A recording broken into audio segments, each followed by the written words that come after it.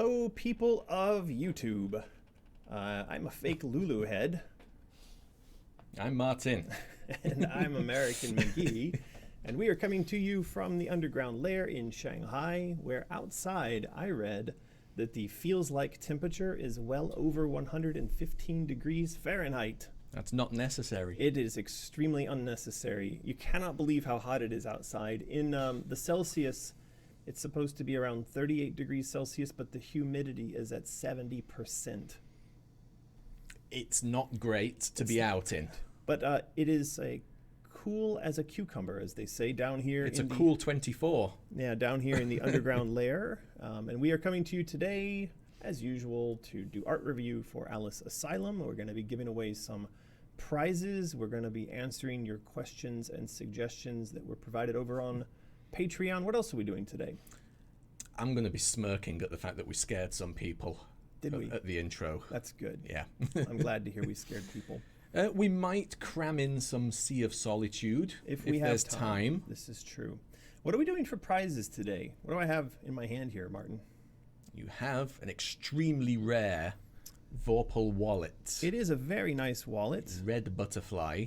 It is the red butterfly version of the Vorpal wallet. I happened to find that we had a few of these sitting on a shelf here gathering dust in the Mysterious studio in Shanghai, and I thought, hey, let's not let them just sit there, because if you go to the Mysterious website, they're actually marked as sold out or coming soon. That's because we've essentially run out of stock at the warehouse, but there are a few of them sitting here, so we will start off by giving away some of these rare beauties. Didn't we say we're going to start off with some Rutledge bags? Yes, we're going to do bags. How's it going to work? We're going to start off, the first two winners will get Rutledge bags, and then the second two winners can choose between wallet or Rutledge bag. I don't know. In case you don't want a wallet. Just mixing it up. Alrighty, so we also have a bunch of other interesting product stuff going on. There's like a little small Lulu plush here. This is like a sample of something that might inspire us to make something else based on Lulu. And we've got the Cheshire Cat bag, which is going to go with the set that we're working on with the Cheshire Kitten. Anyway, so we'll get to that in a little while. Yeah. Let's see who we've got in the chat, though. Let's give us some shout-outs. There's quite a few familiars there, all of our regulars. Priscilla, obviously. Hello, Priscilla. She's always here to counterbalance any of the unnecessary over-positivity that we may have. Bats and Tombstones, Hello, always Bats. joining us. Hello.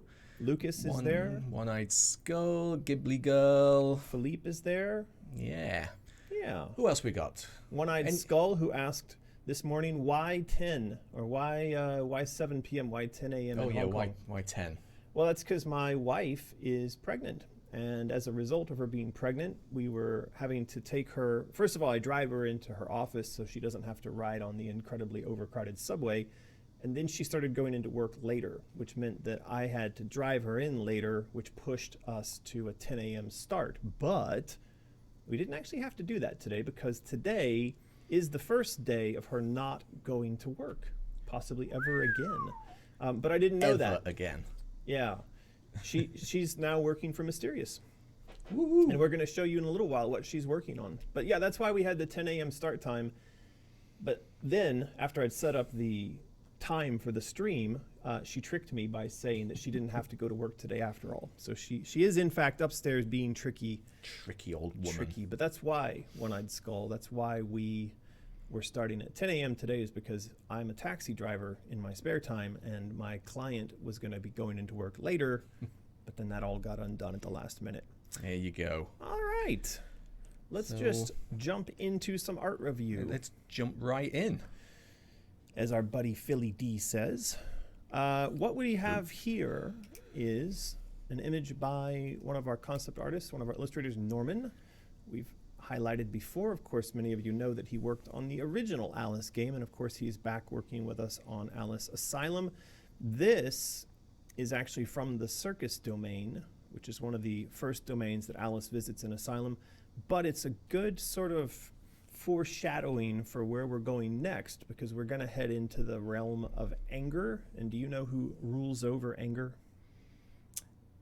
Is it you?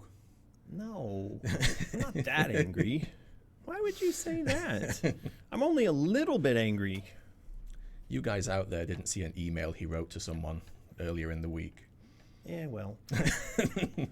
So, this is the Queen of Hearts, and she rules over the realm of anger, the domain of anger in Alice Asylum. So we will be going into her realm and skulking around and fighting against her card guards.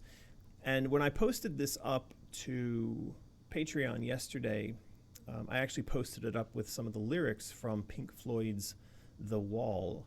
And I don't know how many of you, depends on how old you are, I guess, but also I've noticed that there's a lot of the youngins who are actually listening to, sort of 60s and 70s era music, perhaps partly in thanks to Star-Lord, from Guardians of the Galaxies, because he reintroduced a whole bunch of 70s era music to the youngins.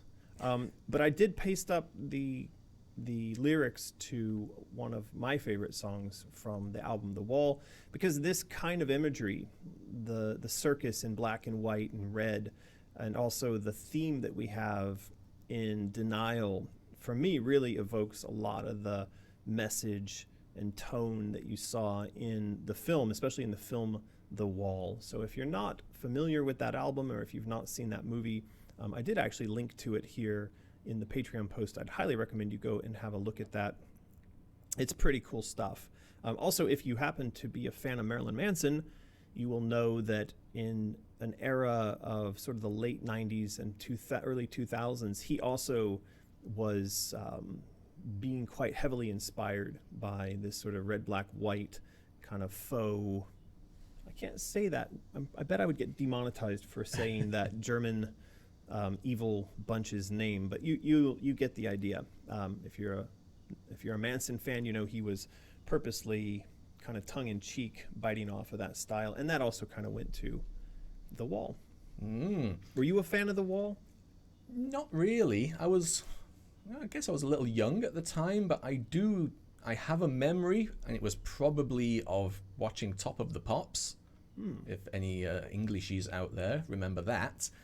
And yeah, I just have a memory of the walking hammers. Yes.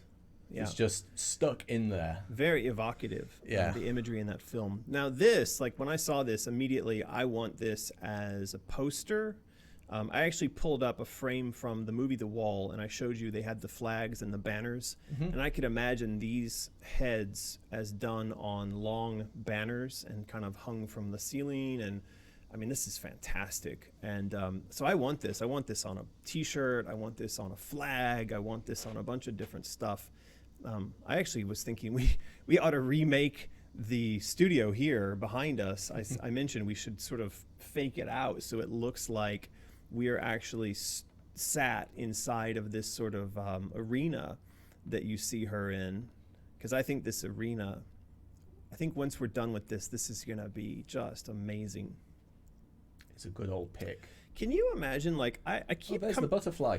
Yeah, the one that's made out of butter. Yep. There's quite a few of them, actually. It's a buttery old place. I was thinking, though, we keep touching on this, the opportunity to have a bit of rock opera, a bit of musical in the game. Of course, we did touch on that. We did it lightly in Madness Returns. I just wonder, how far we could push that and still all of us be entertained and engaged, right? But, I'd love to come into this scene, and perhaps you're not forced to watch it, but if you could imagine, walking into this scene and there's a constant show going on with her as the ringleader. And yeah. Is that what they're called when you have the guy in the top hat? I did just have another name on the tip of my tongue. What's that called, people in the chat? Do you remember, what's the guy in the top hat called ringmaster? Maybe that was what I was thinking. Ringmaster, ringleader. I don't know. We'll find out how badly delayed they are. But yeah, to have this done up as an interactive, semi-interactive, but a live scene that Alice can witness early on, and then perhaps when the show ends, that's when we discover that we're going to be conscripted into a role within it. It'd be pretty cool. You still haven't seen The Greatest Showman. No. I need to watch that. The intro to that movie, even when the sort of little credits are starting at the beginning and it goes straight into like a circus scene with the music, if you watch that and you don't see how that could work as a musical bit in Alice, All right. like a big top, then you're dead inside. All right. It's a fantastic intro to the movie. We will check it out for sure. Because we've got our actors, you know, we've got our collection of actors. I love the concept of the costumes that they're wearing to kind of, you know, portray the Wonderland characters that we all know so well.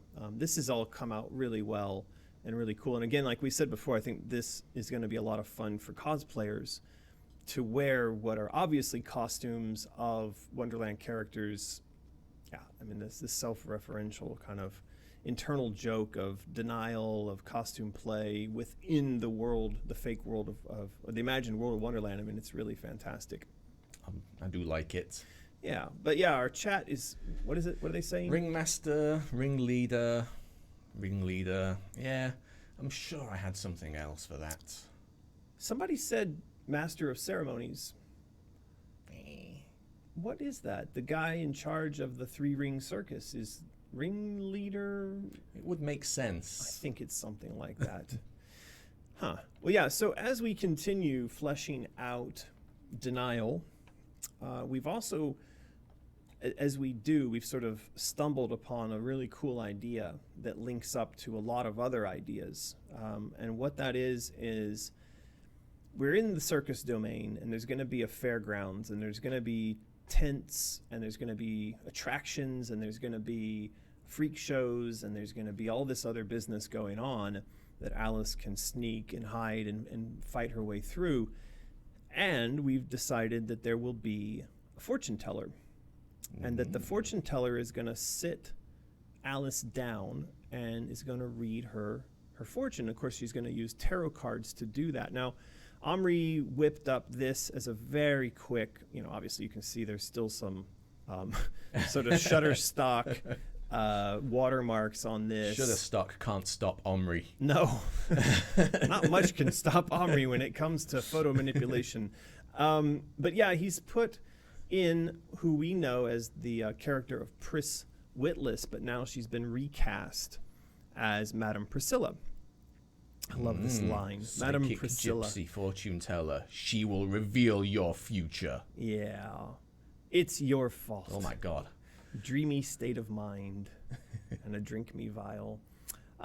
So yeah, I think, you know, the idea here is that she's going to read out Alice's fortune. And as she does it, she's going to be using tarot cards. And what we're suggesting is that the tarot cards actually link to both alchemy and emotion. And so she's going to hand out the sequence of the game that is going to come ahead of us. So the first card she might lay down would be whatever is representative of denial, which is the stage that we're in, or shock, the prior stage.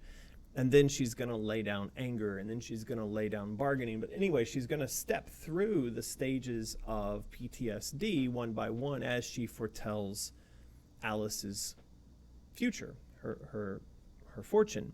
And I think that contained within that can be what is in essence an encapsulation of Alice's call to action. I don't know if that's really the call to action. She's already had that, the fire, the entrance into Wonderland. This is going to be her being set on her path, that the wizened old woman, you know, the voice of wisdom, the oracle, is going to say to her, in order to complete your journey, you must travel to the village and collect the sacred stones. Oh, wait a second, that's Indiana Jones.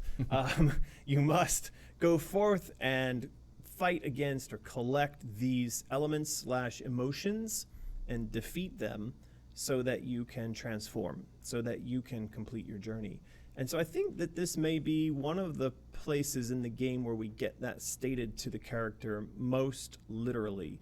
Of course, it's still masked in the language of fortune telling, of alchemy, of tarot cards, but that's kind of the basic concept of laying out the player's forward path from an early stage in the game. I don't know. What do you think? I was just amazed that our very own Priscilla is a fortune teller. Woo!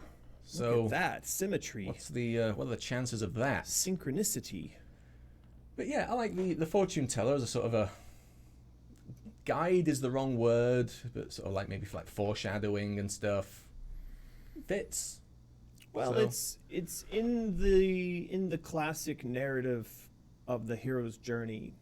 You generally have the wise master. So imagine Obi-Wan Kenobi coming to Luke after the call to adventure, which is the message from Leia. So these are the standard steps that a hero goes through on their way to adventure. So first of all, you have the noob, you have the kid with a dream to reach the stars, but no sense of how he's going to do it, and so he then ends up with a droid in his lap that says, help us, Obi-Wan Kenobi, you're our only hope. And that is the call to adventure, but it's not until the next step, at which point Luke actually meets Obi-Wan, that the wizened old man, the voice of the Oracle, says, Luke, you have to go forth and do this, and this. This is now your journey. So what we're saying here, in essence, is that the fortune teller, aka Pris Witless, aka the voice of old wisdom, would be that for Alice. All right. And there was one more piece that came out of this, and we don't yet have a piece of art to illustrate it. So I'm just going to use a card guard image in general, but the idea was that going forward in the game, we would then encounter card guards, but they would be tarot card guards. And so that would then create for us essentially our cannon fodder. Like it's the characters that as we move through the game, we're going to find everywhere throughout the game. The sort of analog to that in Madness Returns would have been the ruin, right? So everywhere we went, there was the ruin. Well, everywhere we go in Asylum, there will be the cards which represent the emotions that we're dealing with. So we'll have a card guard which represents anger, for instance. Now, he doesn't necessarily have to be just full-on flat card guardy. I mean, we talked a bit about having them made up of other effects. Yeah, for sure. They would need to be visually distinct, sort of just to look at, and their animations and their attacks. So of course they would all look fantastically different from each other. Yep. And didn't we also say during the Discord that maybe the reassembled dolls might also be the fodder? Or did we move past that? I think we went past that. And of course, we've also had this conversation in Omri. There's been a little back and forth on email about just how much of the dolls we reused throughout the game. He was just saying, and he clarified in an email, he likes the dolls, but maybe only in specific places, but he thinks there's plenty of other Victorian toys upon which we can draw to create that kind of ever-present enemy that reassembles. So we'll dig into that a bit, but we will. We have a couple of super chats. We're lagging behind on super chats. Don't say lag. Oh no. Alice on Elm Street, thank you for the super chat. Check out Devil's Carnival if you haven't seen it. All right. Seen it? I have not. Sounds scary. It sounds... Don't know if I want to see it. It sounds a little silly, if I have to. It sounds... Let's have a look. It looks like there's a whole series of them. Devil's Carnival 2, 3, Oh, it looks 4. silly. It does look silly. It looks campy. I guess the word I'm looking for here is campy. And it does look kind of campy. Yeah. Does it not? It does. It looks a little low budget. The guy campy. looks like a Buffy villain. That's not to say it's not a good movie, but so we'll have a look. We'll have a look. There was another movie back in the day that I think is called Something Wicked This Way Comes. I think we mentioned that in a previous live stream, and that is also the top-hatted carnival guy. It's based on a Ray Bradbury story. It's the top-hatted carnival guy, and they come to town, and of course he's the devil. Oh no. Oh, big shocker. So yeah, there are a couple of films out there that we can reference when it comes to spooky circuses coming to town. Okay. Yes. Devil's Carnival was awesome, says Stephanie. Okay, well, I guess All right. we'll believe that. There we go. Oh, scroll back. Right. Timothy J. Mio, thank you for the super chat. Troop leader or ringmaster might be the term you're thinking of. Glad to catch another live stream, and grats on American Junior. Thank you, Timothy. He clearly hasn't heard my favorite of the possible names for young child McGee. I don't get that. What? You don't get freedom gas? You're No. clearly not eating enough of the right kind of beans. So is that literally what it is? It's farting. Is that what freedom gas is? No, it's not. I understand the freedom part. I just didn't really get the gas part. It's not. It's somebody, I can't remember who in the United States government, was talking about the export of natural gas from the United States, and so I guess somebody in the energy department labeled it as freedom gas. And of course everyone made fun of it. It's the same old gas but with an added molecule of freedom. So yeah, I don't know. Anyway, I just thought that because it got so many people so wound up and it sounded really funny, that I thought that freedom gas McGee was hilarious. So Now I see. yes, I think freedom gas, it's a fine word. It's a fine name. What's wrong with that? It's fine. It's fine. Eva Marie sends some knock. Thank you for the Eva. knock. Happy to be able to join the stream. So are all the characters in the circus going to have their own circus poster? Because that would be very cool. That would be a lot of posters. I suppose that we may end up in that place. Yeah. It's possible. It's possible. When we've had the recent crowd design sessions, and by the way, if you're missing out on those, do head over and hit the links. I think I even shared a link in the most recent of the Patreon updates. Yeah, it's right there. If you want to kind of get more of the details on some of this kind of stuff, like you could check out, this was the link to crowd design session number 15. And actually we did spend some time in session 15 and 14 talking specifically about those posters and where we'd find them and how they would be used and also the contents of them. But to answer your question, to make a poster for every character in the circus, I don't know if that's where we're going to go. And I mean, do you really want a poster of a butterfly Yes. made out of literal butter? Yes, I do. Just that one, though. Don't care about the rest. Yeah. Okay. It would be a tasty poster. Yeah. So when this thing flies, do you say that it spreads its wings? Good one. Oh God.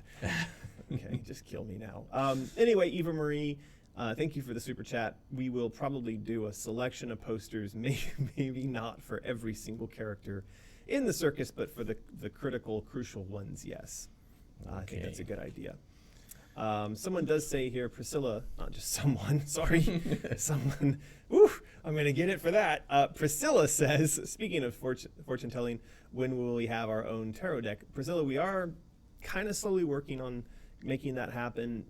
There's only so many physical products we can do at once because our team is quite small and we have to focus our artists and designers and whatnot towards various different, anyway, I'm wanting to get it done really soon. I kind of feel like that ought to be a Kickstarter because it's so big. Like we looked at the costs, it's not cheap to make. They're actually, yeah, considering we're in China, when I asked the people, our guys, I was surprised at what they quoted. What was it? Can't remember, but it was more than I thought. It's a lot. I mean, this is why people do Kickstarters, is because, first of all, imagine that every single piece of art has to be made, which means every single part has to be freedom gas. Every single bit of art has to be paid for, and then you have to manufacture all of the tarot decks. So that's one of the things that Kickstarter allows you to do, is essentially pre-sell and pre-fund. So you got the cash flow, and then you can go to a factory and give them the tens of thousands of dollars necessary to manufacture these things, right? So it's a big thing for us to swing at.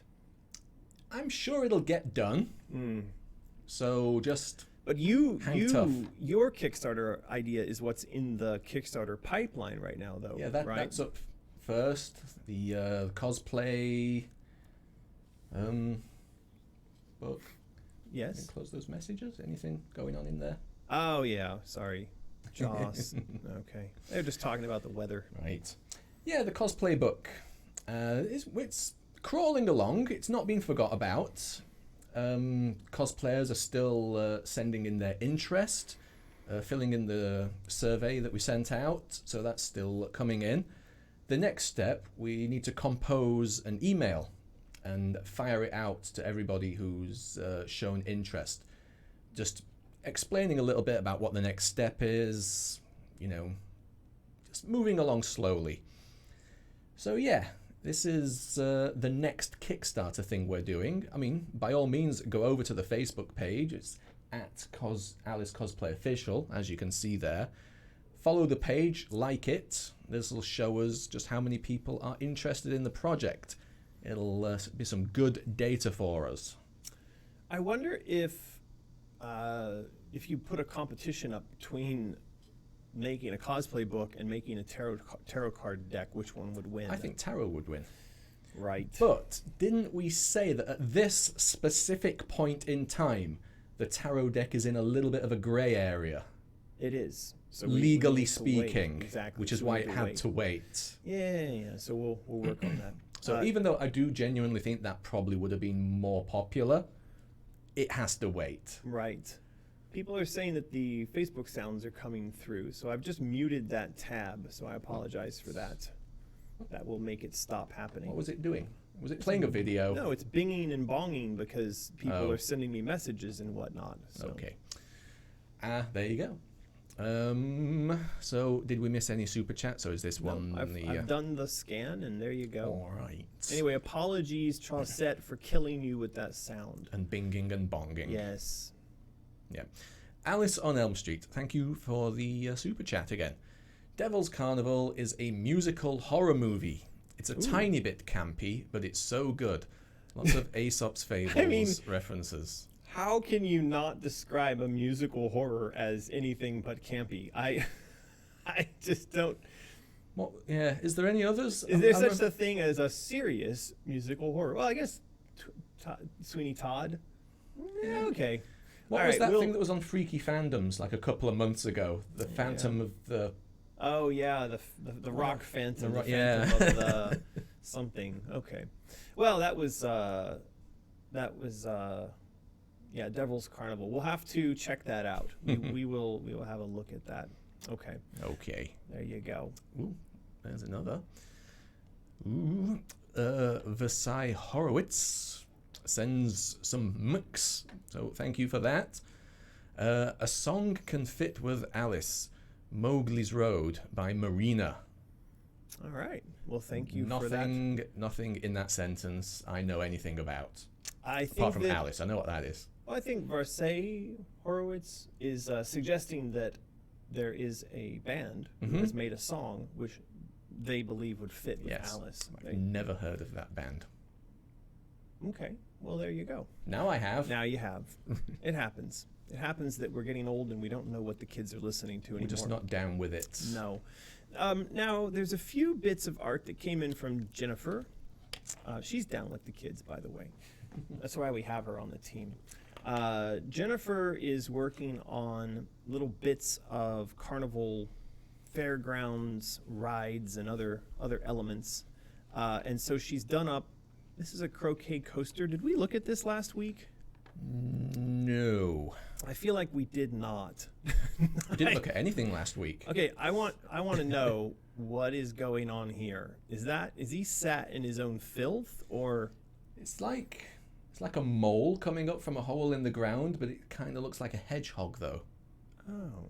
But then this would be like a little Sonic with his little looking glass monocle wheel. It would. Jennifer, drugs are bad, okay? Well, Jennifer is right there in the chat. Tell us, is it a mole or a hedgehog? I don't know, but why is he wallowing happily in his own filth is what I want to know. He just looks so smug about it. Yeah, this is my own crap. Deal with it.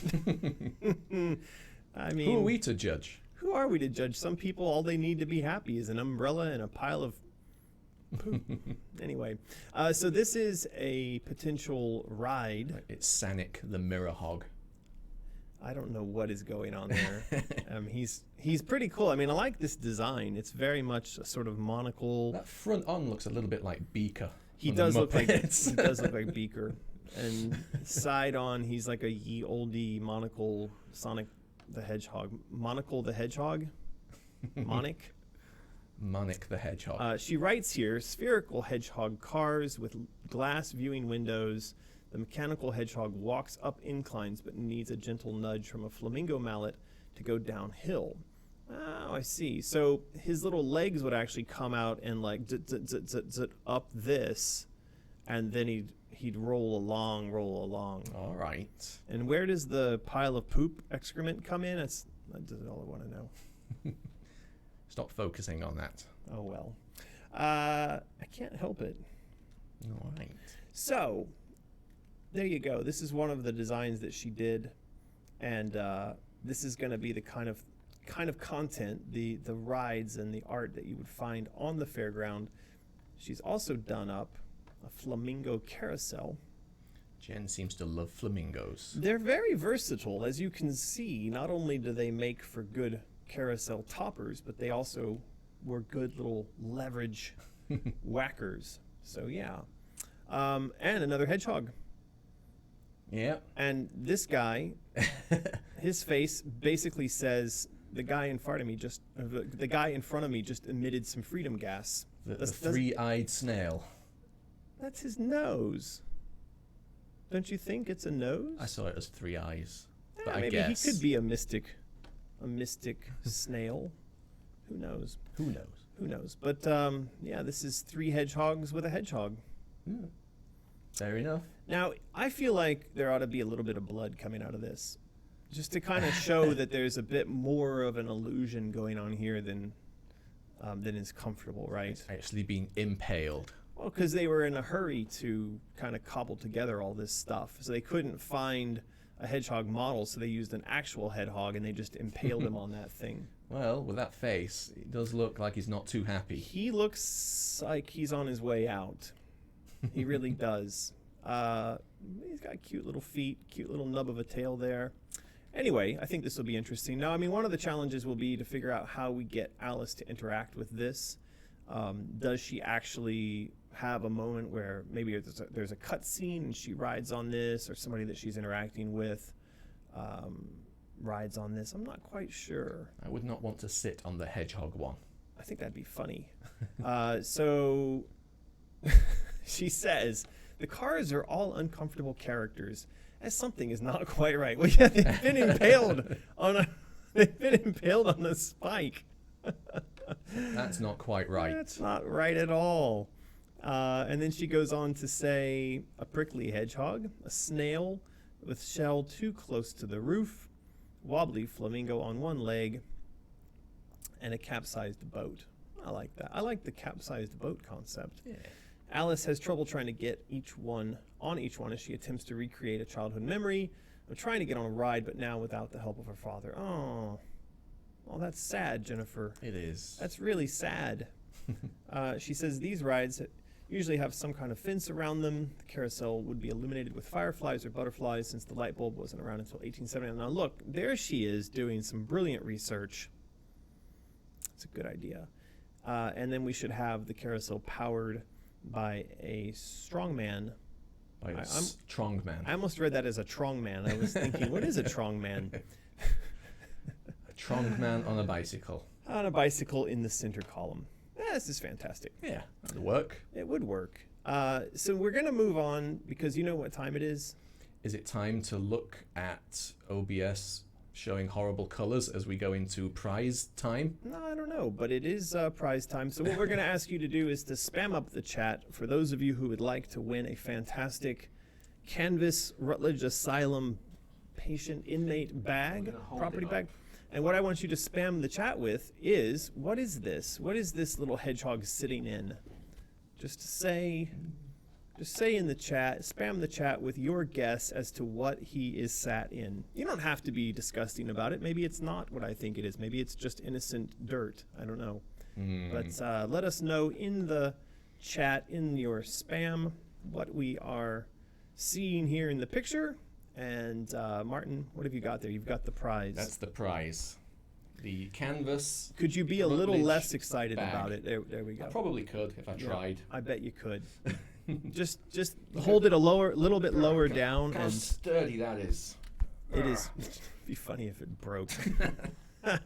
And if you don't know, this bag is what destroyed canvas supplies worldwide when Bethesda was trying to create their canvas bag.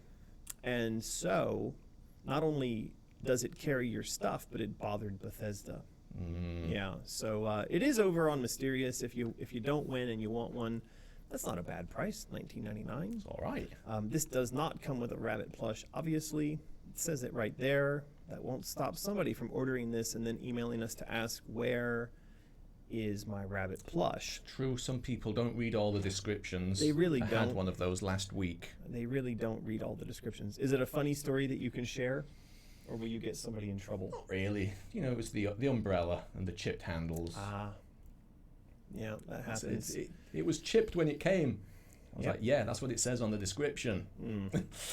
So we're getting a bunch of chats. People are suggesting that maybe it's squishy goo, says Ashlyn Trevino. Turd. One-eyed Got turd a lot. One-Eyed Skull says it's chocolate rain.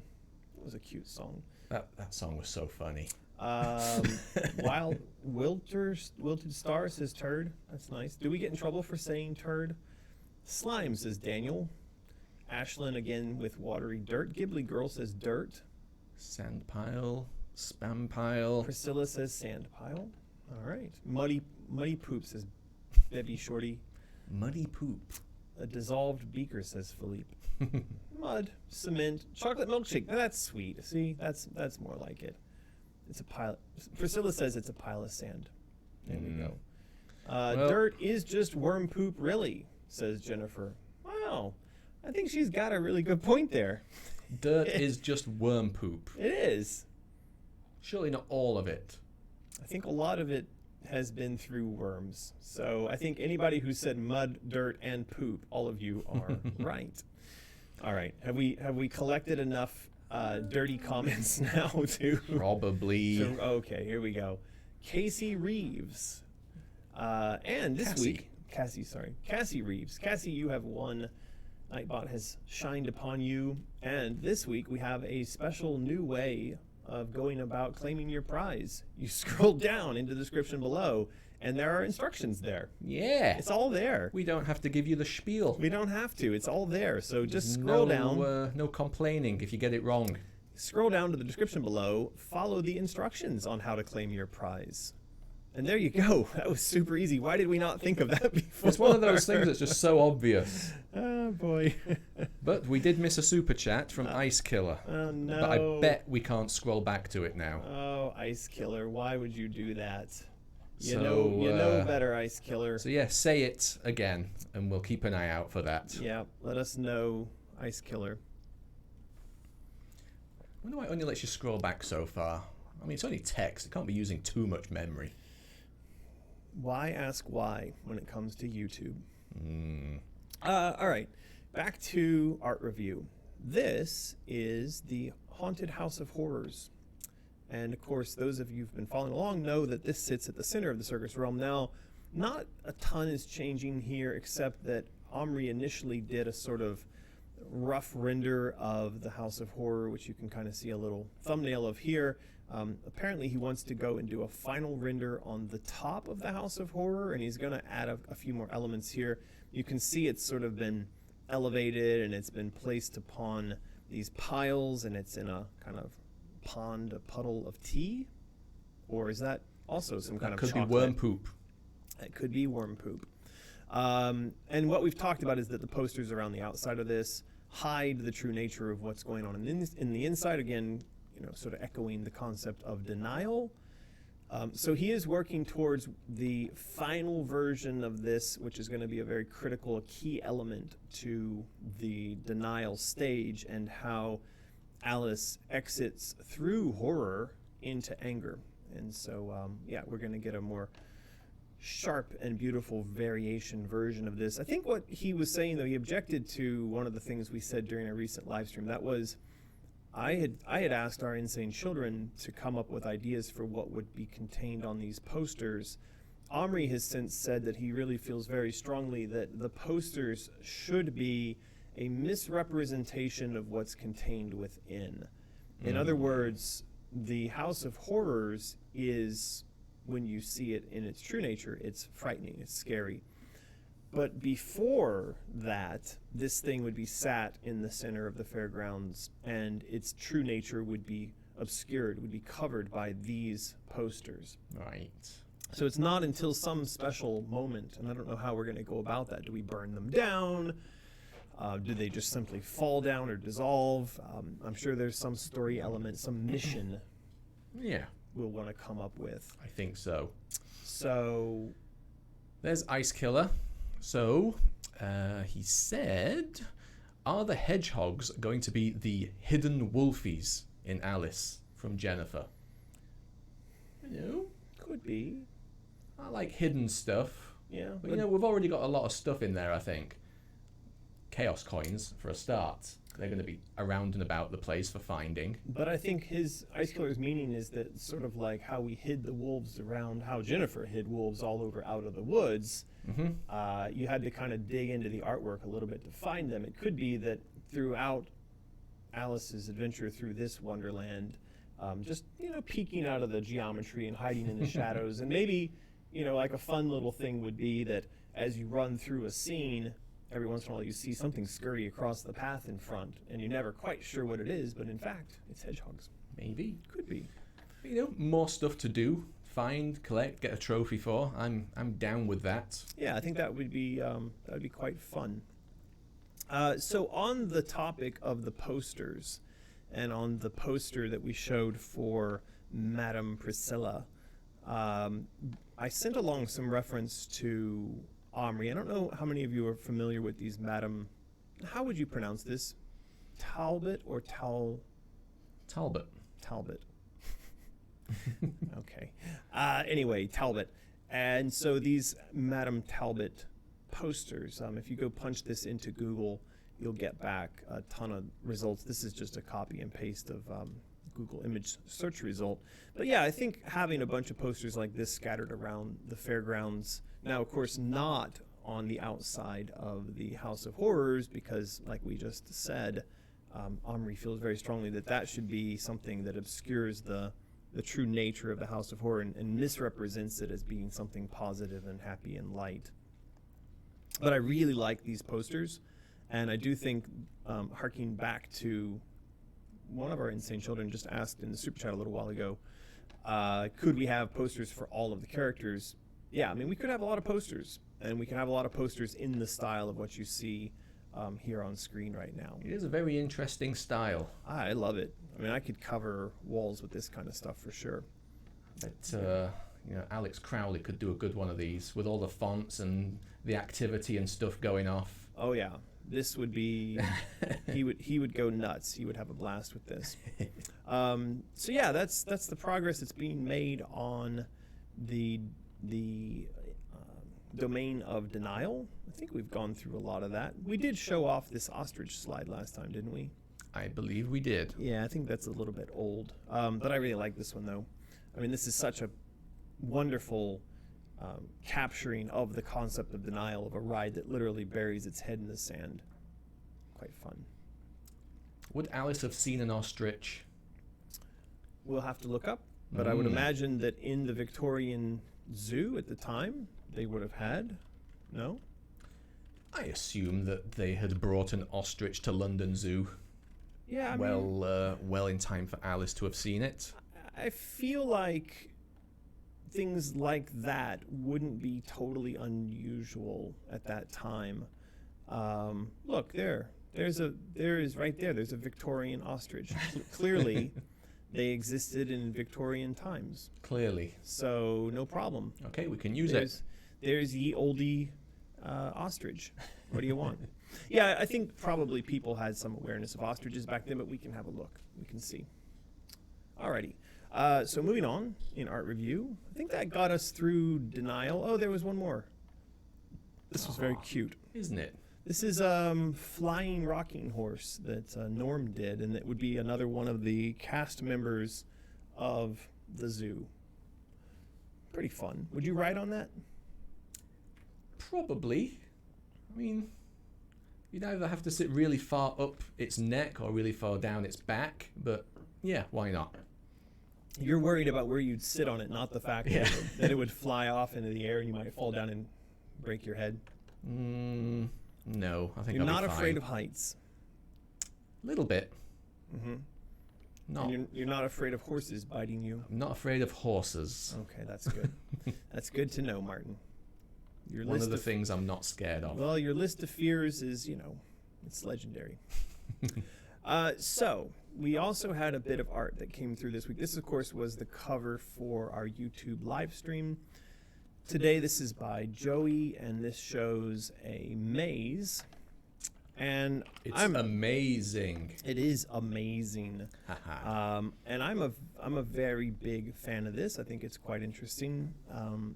One of the things that really sticks out for me about this is the idea of landmarks, of major set pieces. And I was saying to Joey, and I also mentioned to, I bet that just broke something. I also mentioned to Omri that I think we need to come up with a list of all the major set piece landmarks in Wonderland. And then we need to set Joey to illustrating those so that we basically have a catalog of all these major markers. Because that was one of the things that I really loved about, say, The Last God of War. And Omri mentioned that as well, is that as you travel through the game, it feels like you're kind of traveling through a museum of these huge, epic, beautiful set pieces, right? I do love a good set piece and a cutscene. Yeah, so I think that would help, and it would go a long ways towards helping us to anchor our journey as the player and Alice's journey through the world that we're building. And this kind of thing is really perfect for that. I think Joey initially started work on this in thinking that it might be in Denial, but I actually think that this probably ends up in another section of Wonderland. Now, she said in her email that she sort of remembered, was reminded of her love of the sort of blown apart things floating in space motif. And I have to stress that is absolutely one of my favorite things about the architecture and the layout of the Alice games is this blown apart, floating in space, big chunks of stuff floating around. That to me is our Wonderland. And I'm really hopeful that we get away from things feeling too grounded, and we get back to a world where everything's shattered and out there in space. So this image does a really good job of that. It is a good one. You think you'd get lost in there? Probably. Yeah, it's pretty cool. I've never been in one of these sort of like big garden mazes, like a big country house has them. Yeah, I've never been in one. Have you? I've been in a few. Yeah, actually, I've been in a few in various places. I think we found one somewhere in Italy, somewhere in Florence, and somewhere else. I think there was one in Japan that we went to it's like an outdoor open air art museum thing that had one. I'm trying to think what else, where else I've been in them. But yeah, there's been quite a few. Of course, I think the most famous of the ones that come from, horror would be the one that was in The Shining. And that's always the one at the Overlook Hotel. It's always been a favorite of mine. There's Jack Nicholson having a look at it. It's cheating. Well, he's learning the route. For someone who had all of the time in the world to hang out in the hotel and look at this thing, it's pretty frickin' dumb that he ended up being killed by it. I mean, come on. You didn't have to die in there because you had the secret to it in front of you all the time. Yeah, Jack. Yeah, Jack. What a dumb villain you were. God, that's such a good movie. It's one of my absolute favorite movies of all time. Yeah, it was a good one. I like this. I like mazes and hedges. All right, I'm sure I wouldn't. Stuff. Alice on Elm Street, back again. Thank you for the super chat. So we've mentioned Alice singing to calm herself when she's scared. What if the hedgehogs are scared and she hugs them to make them feel better? Like Six and the Gnomes in Little Nightmares for a trophy. I still haven't been able to hug one of those damn gnomes. So how about like that, except you can actually do it. It works. It works. That it's a wanna hug functional hedgehog. mechanic. I don't know if all hedgehogs are like this, but this is a vivid memory I have from my childhood. Probably wasn't that young, early teens. Found a hedgehog. Thought it was cool. Thought I'll take that home. So I took my coat off, put the hedgehog in the coat to carry it home. When I got home, I opened the coat and it was just covered in fleas. It was like it was a carpet of fleas had come off this hedgehog. No. Yeah, my mum freaked out. Get it out of here. Mm. So are all hedgehogs flea hotels? I don't know. Maybe. Are all hedgehogs flea hotels? That could be. Maybe that could be the next question. I We've don't know. got a little ways to go. But anyway, I certainly wouldn't want to be hugging hedgehogs just on the off chance. Well, I think that the expert in hedgehogs would be Jennifer, and the question is, would she design our hedgehogs to be flea hotels? You know, that would be actually kind of fun because Alice could shrink down to a very small size and run around on the surface of the hedgehog and eliminate between the spines. and eliminate all of the fleas. Would that make you feel better? That feels to me like that would cleanse you of your childhood trauma. It wasn't really a trauma. It sounds just like a memory. It sounds very traumatic. It'd be good though, shrinking down that small, and then being on the hedgehog, like Shadow of the Colossus, but with fleas. Let's do that. I think that'd be really fun. I think that's a great side mission. Is that, yeah, you go around and you collect them, and maybe from time to time when you grab a hedgehog, you just shrink down and you get to run around killing a bunch of fleas. You only get 30 seconds there, flea killer, and then just back to normal size. That could be fun. Maybe. Who knows? We'll see. Stumbled onto something there. Yeah. Eva Marie, back with the knock. Thank you very much. Please tell me that will end up as a poster to buy. I'm assuming she's referring to the hedge maze. The maze. Yeah, it could be. Joey's actually done a number of variations on it. So this is the one I edited and kind of color corrected for the YouTube thumbnail. I blurred the background a bit. She'll need to do like a more professional variation on it, because in her original, this was the original, and then she also did two variations. One has red roses, and the other one has white roses. And I think she was asking the question of which of these sort of works best visually. I'm personally, I'm a fan of the red roses one. I think so. I think that's got the edge. I think that they stand out and they feel more like, because remember the queen in the story wants the roses to be red. And so, I mean, if we did have them white, then we'd have to have someone running around painting them red, which is okay. We could do that too.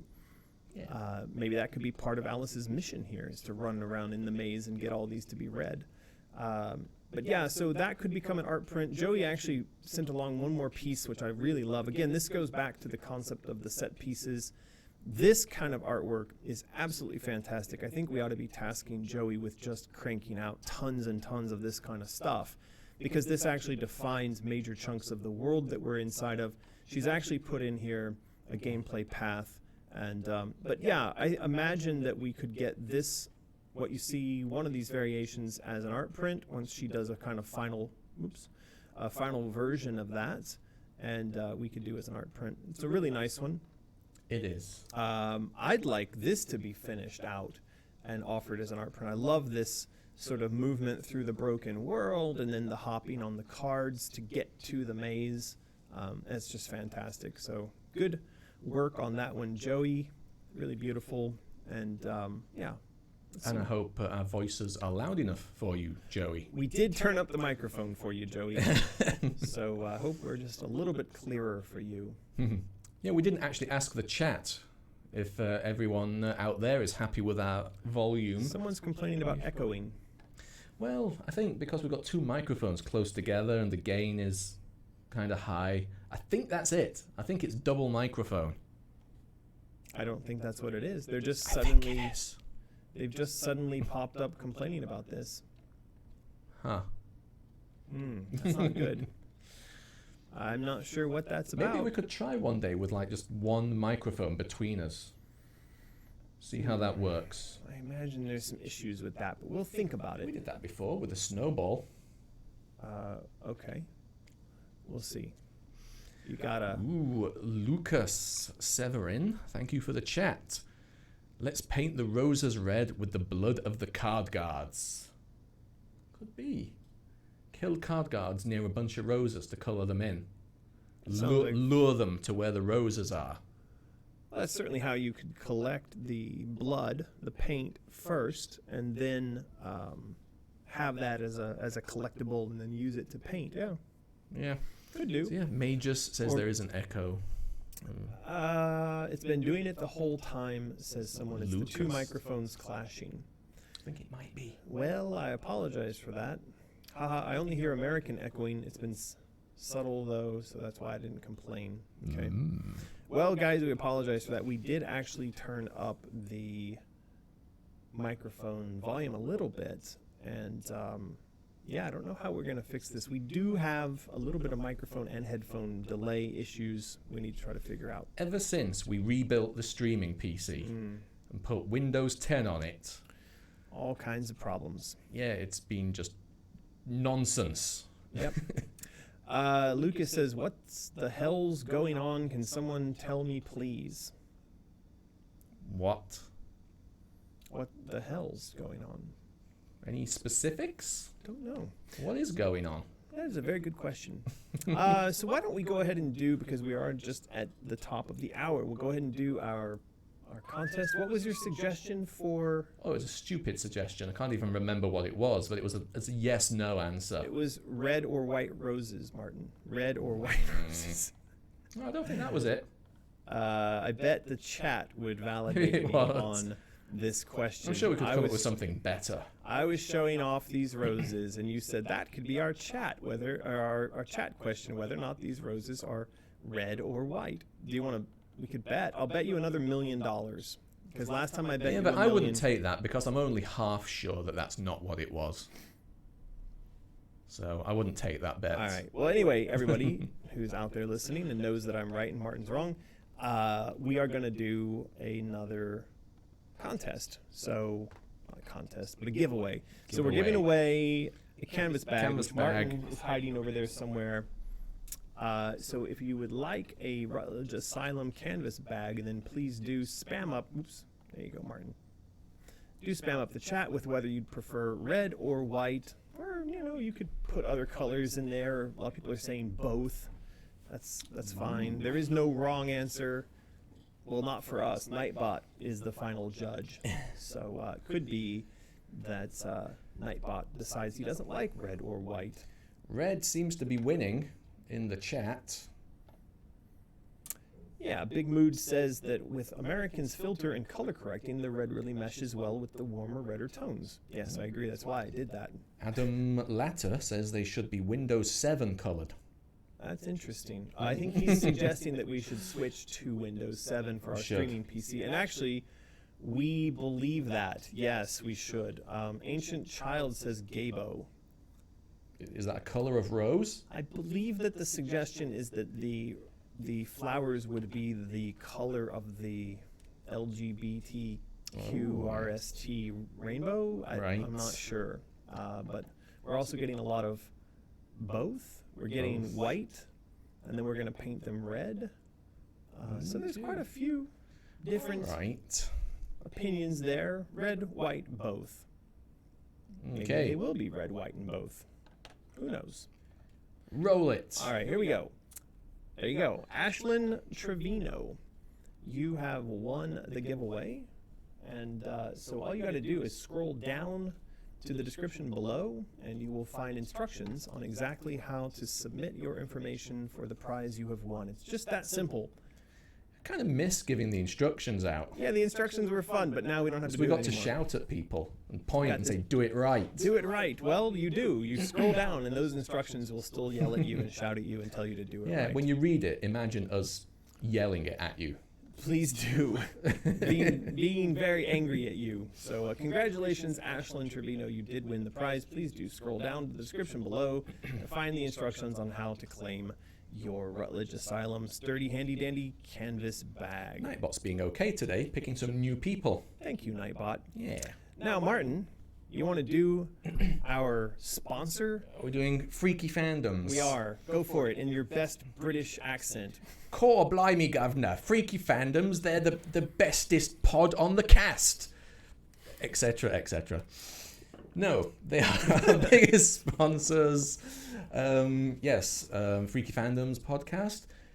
You know, they do all sorts of cult music, movies, video games, chats. They've been with us for years and years, supporting us. Lovely, lovely old people. And this particular podcast, they took my suggestion from the last stream we did, where I suggested that maybe they would do one on the movie Life Force that I watched recently and discovered was still not bad. Even beyond thinking about the sexy naked space vampire. So yeah, head on over to Freaky Fandoms podcast. Give them some love, because they give us a lot of love. And I think I'll certainly be listening to this one. I want to know what they think about it. Because you watched the trailer.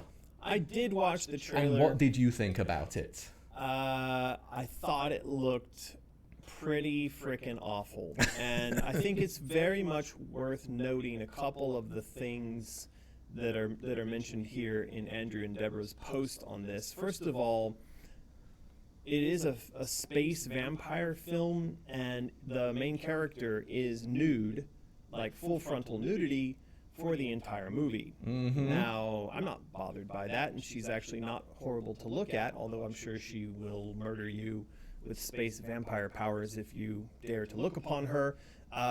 When we were watching the trailer on YouTube, it fully had full frontal nudity. Yeah, that surprised me. Yeah, it was surprising. Martin was not used to seeing nudity off of Pornhub. So there was that, and then as I watched the trailer, I just thought it looked really bad. It was, when, is it there, 1980 whatever? 1985. And it says here that someone, Colin Wilson, calls it the worst novel to film adaptation ever made. I didn't even know it was a novel. You said, I mean, there's a lot of films that need to get in line for that distinction. I said, I Am Legend I can actually get liked- right to the front of that queue. See, because I didn't read I Am Legend, and I did. I am a big fan of Will Smith. I feel he can almost do no wrong, except what was that horrible thing he was in with Jaden that was basically like After Earth? Oh, God. Oh, that was pretty Oh, terrible. that was terrible. That was, oh, boy. It really was. I threw up in my mouth a little bit. Anyway, this looks awful, but I would recommend that since you think it's quite all right. It's got Patrick Stewart in it. Look, I mean, I just want to point out that on the poster, right, these two people are literally naked and probably space humping. I'm pretty That's sure the they're... best kind of humping. And do you see this? There is a lens flare on that man's space... Or maybe that's her genitalia. Covering up the space junk. And look, these little spacemen, I'm sure they've got space boners flying right to their space vampire death. And if you had space boners on your stream bingo card, be sure to mark that off. I don't know. But how about this? You download it, or I mean... Legally. Acquire it via the normal legal means that you use here in China. Yes. And then we'll watch it together, full nudity and all, and we'll see just how. Did you hear when I awful. said Patrick Stewart was in it? Did you hear when I said that this person has a lens flare over her genitals? Yeah. Okay. Anyway, we do want to say thank you to Freaky Fandoms for their wonderful support. And yes, they are over on Patreon. You can also listen to them on SoundCloud, on iTunes. They have little buttons up here that link to things like Twitter. I, of course, follow and often retweet Andrew over on Twitter and Instagram and, of course, on YouTube. So they are our biggest and favorite sponsor, and we very much appreciate the many years of wonderful support that they have provided me and my projects and our teams. So if you want to support us, then please go support them and all of their nude space vampire glory. Yeah. Yay! Moving on. Quickly, before the space vampires get us. All right. I think we're now at the point where we can talk a little bit about this. Because I think we did all of the other art review type of stuff. So this is the Cheshire Kitten plush collector set, and it is. Have we shown the whole thing in all its full glory before on the stream? I don't think we have. No. Okay, so we have the whole thing here. It's all together. We have the Cheshire Kitten. Now, of course, oh yeah, he's right there on the table. We have the Cheshire Kitten. We have in hand the bag, and we have in hand the patches. And of course, Omri did up this beautiful illustration to show the entrance to the Cheshire Cat's lair of curiosity. I don't know what accent that was. It's a good one. But I think what you want to see is this bag. It turned out really fantastic. Now, I think it's an interesting thing. Stop throwing the canvas bag away. Where is it? Come on. Oh boy. It's not that far away. So this is this. Now look, if you have the canvas bag, look at the size comparison. There you go. The canvas bag is a sad, can actually be eclipsed behind the Cheshire Cat. Fully eclipsed. The Cheshire Cat bag is huge. And I mean, I don't think you could fit that on your head, could you? Just try to put that on your head and see. Now this fits perfectly over your head. No problem. I can't even see any light in here. Can you see light in yours? I can see lots of light. Can you? Yeah. Okay.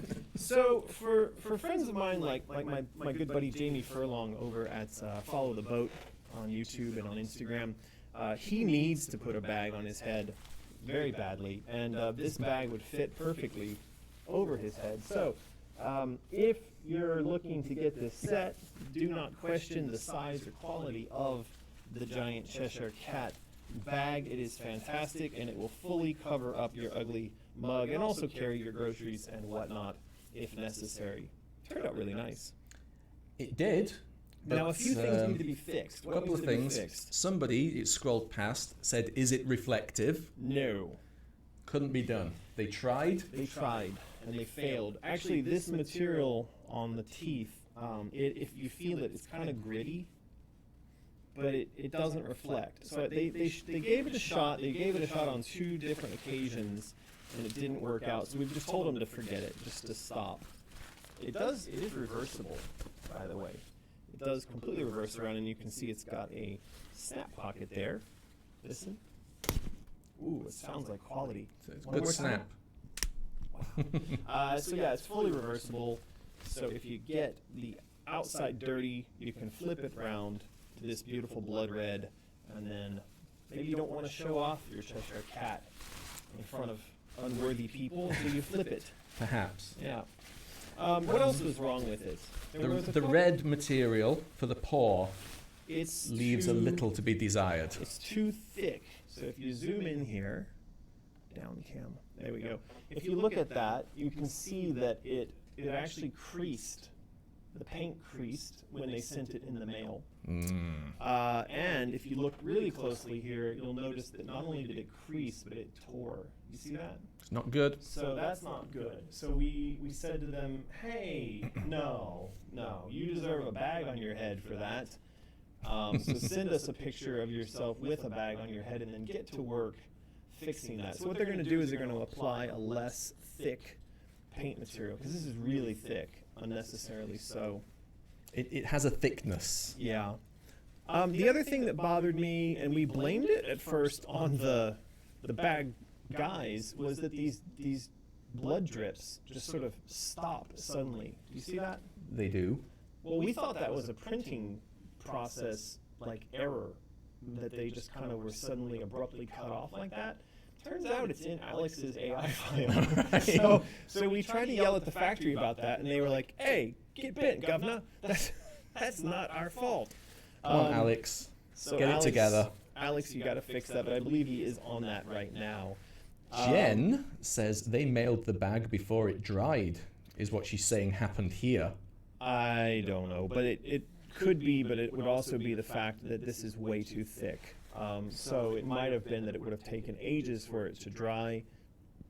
Could be they mailed it before it dried, but look, it's dry now. And if we bend it now, Get bent. get bent, governor. Look, I just damaged it. It's dry. It's very and creasy. Yeah, it's very creasy. So you can imagine that, like, we mailed this out to patrons, and then in transit, it was, of course, it'll be all scrunched up. People would get that, and we would get no end of emails about how people's bags were scrunched. They'd be telling us to get bent. They would be telling us to get bent. But these are all really easily fixable things, and Yen is upstairs, heavily pregnant, and working away like a slave for all of you insane children on these issues. I believe she's also done something. She's doing something about the teeth color, nose color, earring color, because those were going to be reflective, but I think she's just making them white. Are those red eyes the same material as the other side? Yes, but it's nowhere near as thick. Right. It doesn't get the same kind of damage, does it? Doesn't look like it gets. I just bent that. Oops, that's the wrong. Space vampires! Space boobs.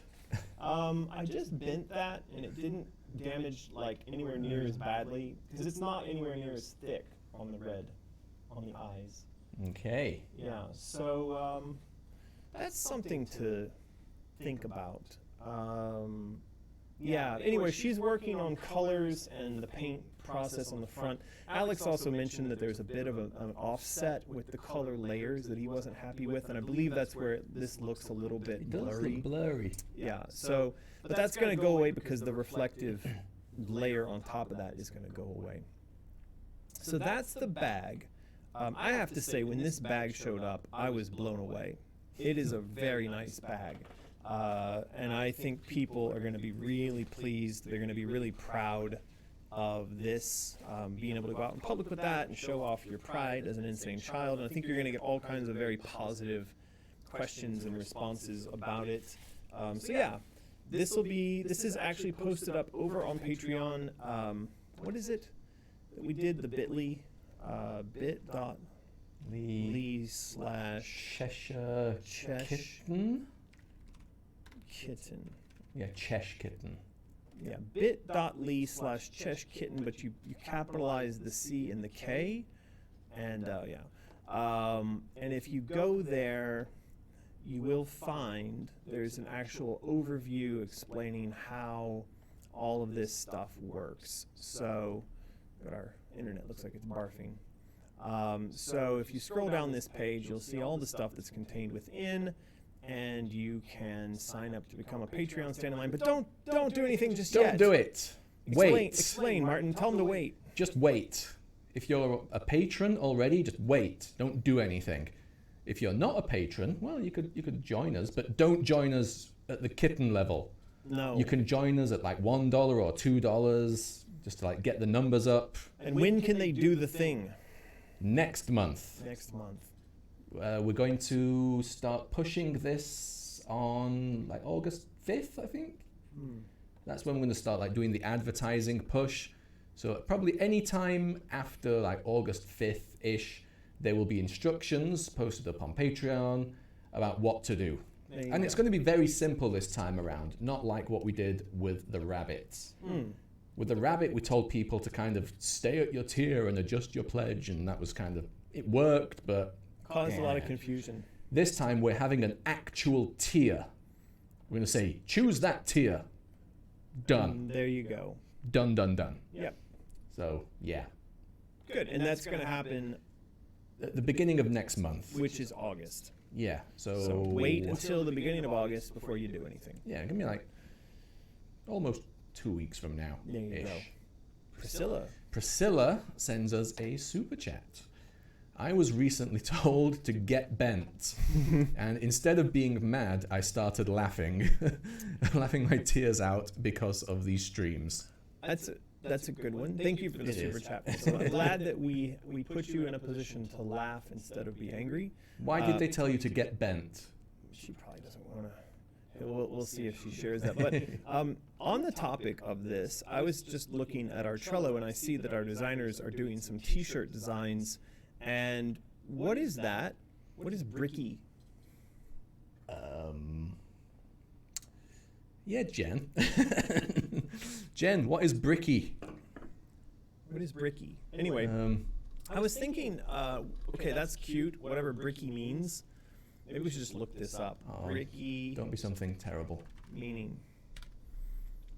It means bricks. Duh. We knew that. But why did the suggestion meaning come for up as marijuana in a compact state? a Google auto filling in had like Bricky meaning in Urdu as one of the suggestions. I don't know. Yeah, Jen. Make the text scroll. I'm not sure what that means, but someone's going to carry their cat in the bag. Fleas, you're going to get a bag full of fleas. Not unless it's a hedgehog. Ice Killer super chats while we're here. There are a TCG and mobile VG, so tabletop card game and video game that I play. The publishers are doing a poor job at marketing them, leaving the fans doing the grunt work. What are your thoughts and process of marketing games? Wow, that's a big, actual question. That is, but it's got such a massive answer. And it's funny because it actually goes a little bit to the thing I've been suggesting we do. Because we have actually, thank you very much to you, the fans, we've become so good at interfacing with these factories and making stuff. And also because we're being violently ripped off by Printful, who we use as our third-party T-shirt printing partner. So like this shirt is the Pirate Jam logo shirt. But like our cost on a Pirate Jam logo shirt from Printful is $20 US, and then they on top of that they want to charge like $10+ or $15 shipping, and so we have to put it in the shop at some price that's $30+ with shipping. And I feel like and by the way, when we do that, we only make like $1. Our margin on T-shirts is like is $1. ridiculously small. So here's this stupid T-shirt that we sell, which it costs you $30. Why the hell does this cost $30? Because Printful charges us $20+. And then the shipping is, because like we don't charge very much for shipping. We only charge like $5. So, but the actual shipping cost is usually like $10+.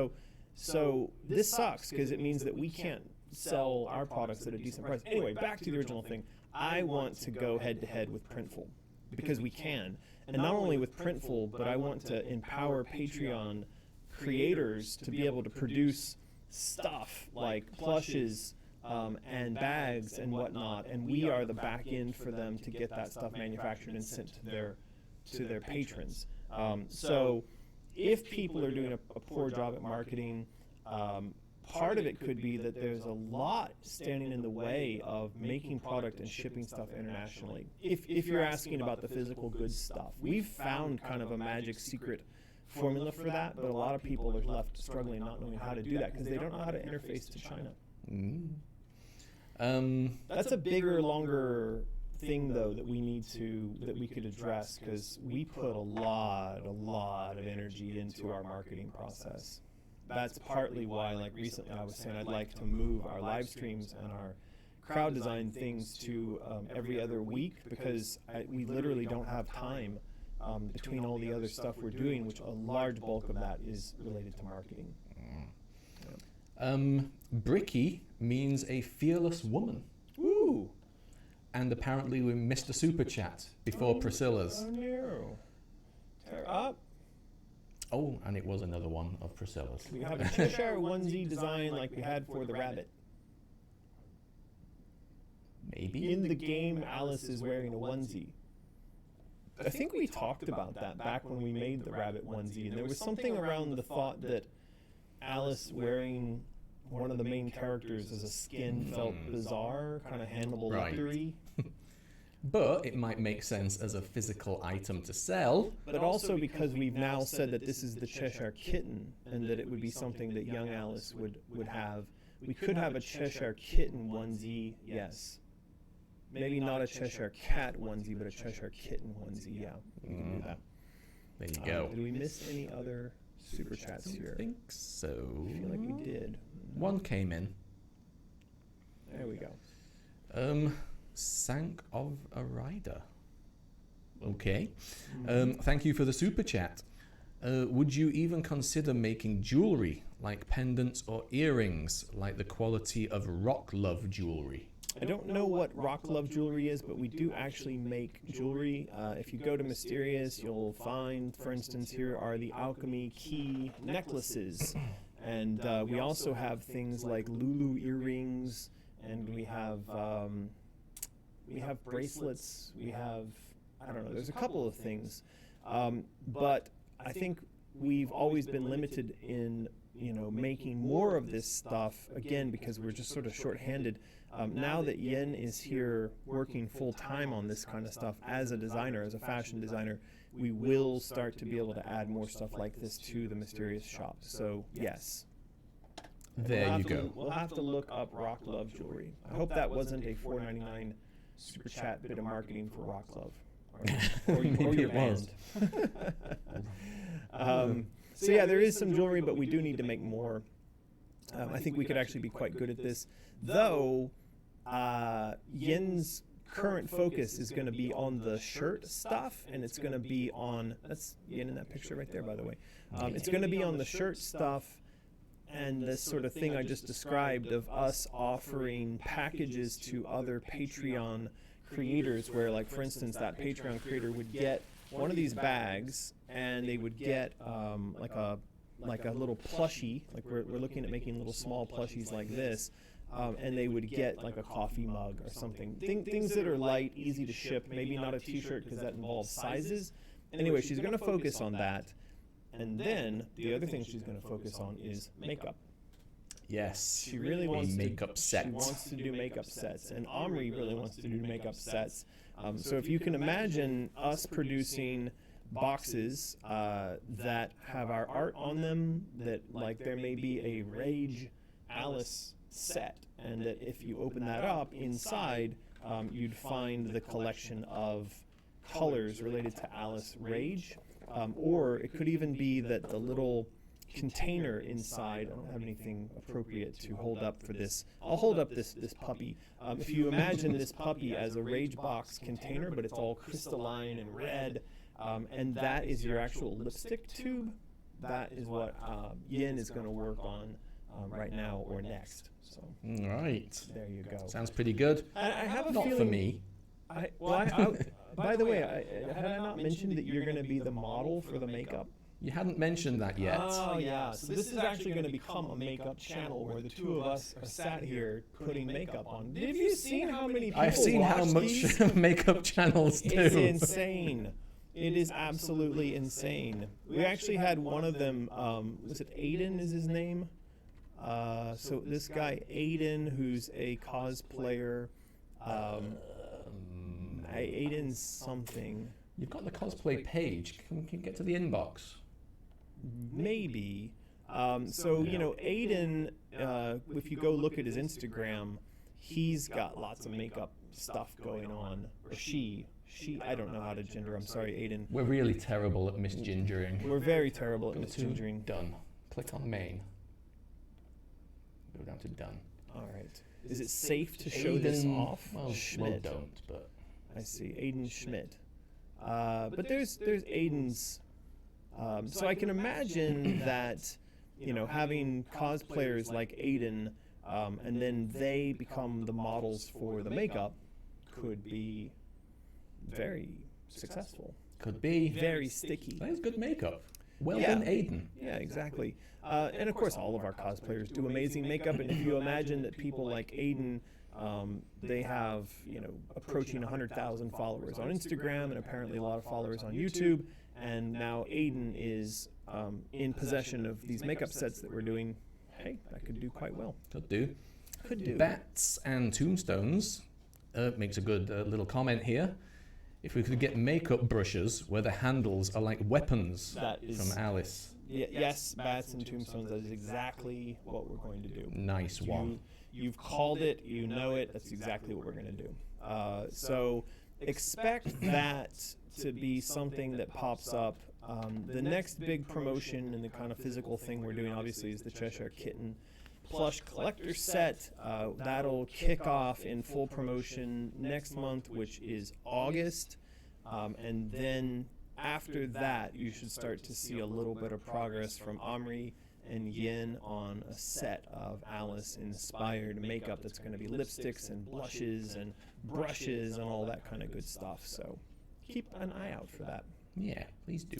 Now, I think that the kitten we've talked about before, the kitten is basically done. Is this the final kitten, or is this like one of the precursors? We've got, this is the final one. I think that's the final one. Top of the head. Yeah. Yeah. Does he have an X for it? Nope, still didn't do that. But that is the final kitten, so that's done. The bag, again, is done. That's not a very nice way to hold that up. And yeah, all you guys got to do is wait. Oh yeah, and the patches are done. There's a patch. Of course, this is the old style one where the earring's on the wrong side, so just pretend like it's been flipped around. The patches are done. Yeah, so just wait until August, and that's going to kick off. There you go. There you go. What else is in that set? Well, of course, you get the Cheshire Cat's Lair of Curiosity. And so hiding in there, there's actually, it's catception because he's got his own plush. Now, I think this is weird because all the treasure is on the outside. But if that much treasure's on the outside, How just much- imagine what's inside.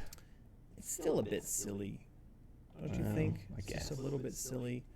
I feel like if you're gonna, you shouldn't pile your treasure up outside your vault. I don't know.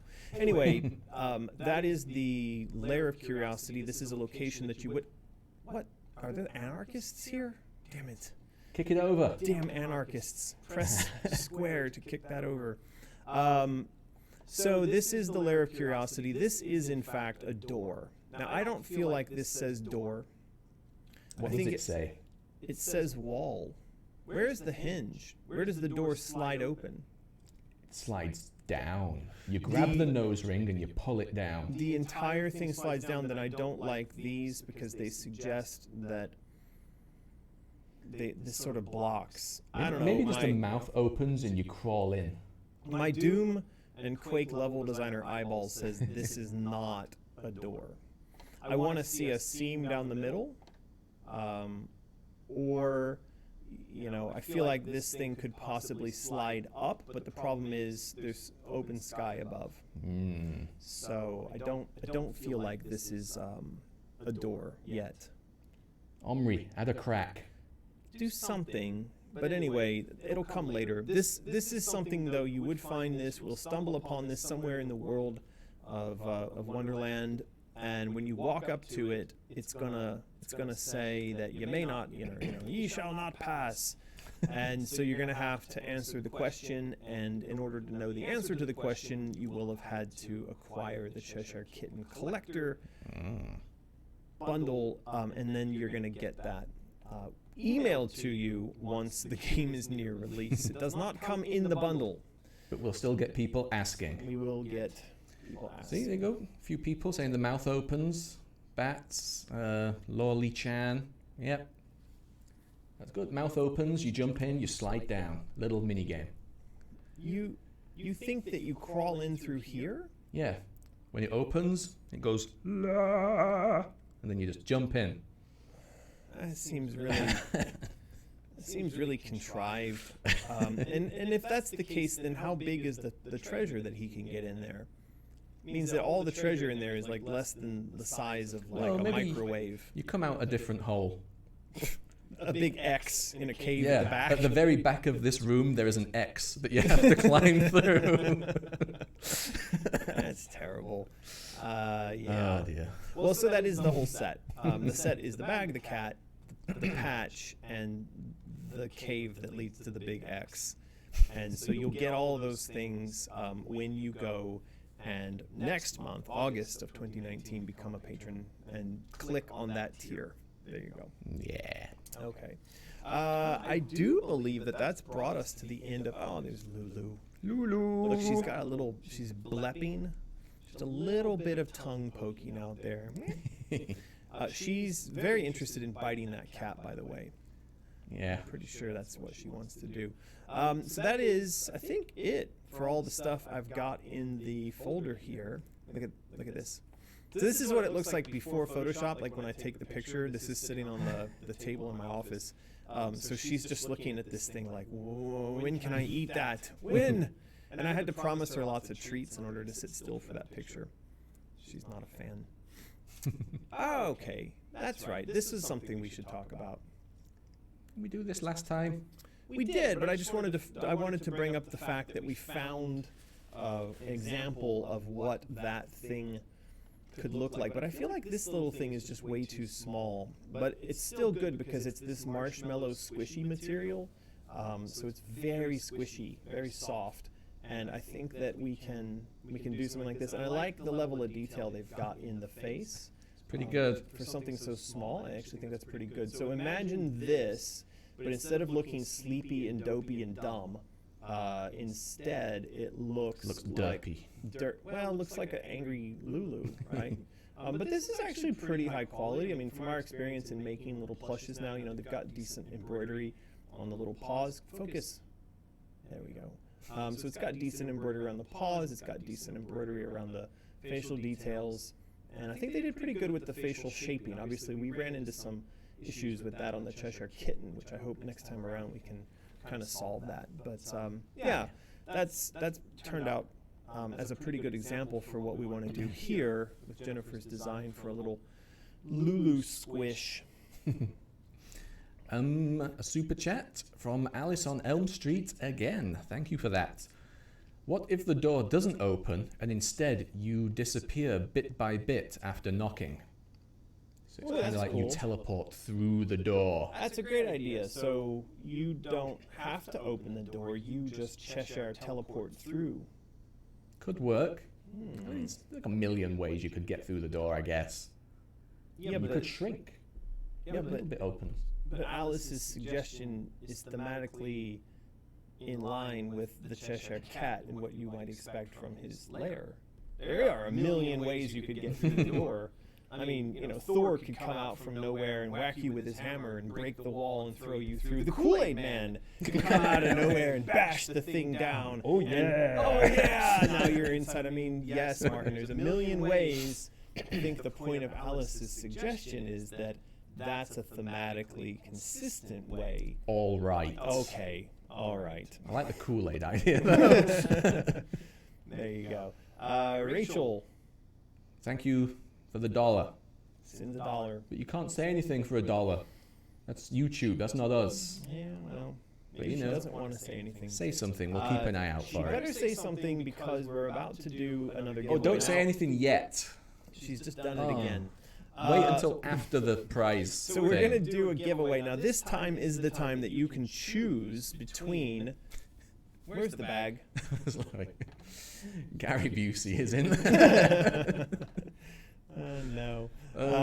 You can now choose between the canvas bag or the wallet. It's your choice. So web review. There we go. There's the Vorpal wallet. This is on offer, or if you don't want the wallet for some strange reason, you can have the canvas bag that Fauntlord has in his hands. Strangely, I would have said a head would fit in that just by looking at it. I thought so too, but nope. No. Very surprised. And for sure, Jamie's head would not fit in that because he's got a big old potato head. There's no way that you're going to get his head in there. So what we want you to do is spam up the chat with the thing that I've now forgotten what the thing was. What was the thing I was going to say to Spam the chat with whatever you thought the thing was. Yeah, it was something about the Lulu plush or the... I don't know, I forgot. Getting old. I am getting tired. Oh, it was that. It was how would the door open? Oh, man. Okay, how would you get into the Cheshire Cat's lair through that door/wall/mouth with Gary Busey on the other side. How would you do that? Please spam up the chat with that, and then you can choose whether you get the wallet or the bag. Look, now everyone's confused and they're spamming wallet. We never said that. Yeah, well, people are easily Notice confused. Jake Busey is in Stranger Things 3. You think? Did you notice him? I freaking noticed that. Like the moment he was on camera, I was like, oh, a Busey child. Wow, that smile.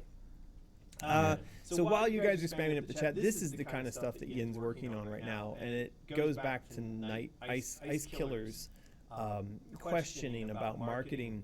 Our thought is that we could offer packs of stuff like this to people for their marketing purposes, because for what Printful charges us for a t-shirt, we could give people all of this stuff right here. So I just think like we could probably do a much better job of business for people who are customers than Printful is doing or the Patreon is doing. Now, this coffee cup holder in the bottom right. Yeah. Is that a thing? I don't think I've seen anybody walking around town with a little bag with their coffee cup in it. I've seen it. I've seen it quite often. You? Yeah, of course. Okay, I did not know that was a thing. Because when you take this away with you, you don't want to have the coffee cup consuming one whole hand. When it's in this little coffee cup holder, the coffee can be held alongside your purse or your laptop bag or whatever. Well, I would like to hold it alongside my purse. Well, you have a very nice collection of purses, Martin. But let's not let the world know of your secret collection of girly purses. We'll keep that to be our secret. Keep that now, secret. What kind of, so people are saying throw spam at the door. Fade, teleport. Butterfly teleport, I like that Nothing one. whatsoever. Ancient child artistry says hinges. Priscilla says scratch it to oblivion. Thor breaks it down, says Kenneth Norsworthy. But breaks it down.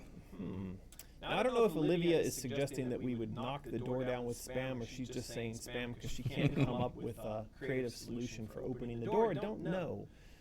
The floor opens beneath. Now, that's actually a very funny idea. Like, you stood there, and you're trying to get the door open, and you're knocking, and it looks like it's going to split open. But once it opens, you actually fall through the floor.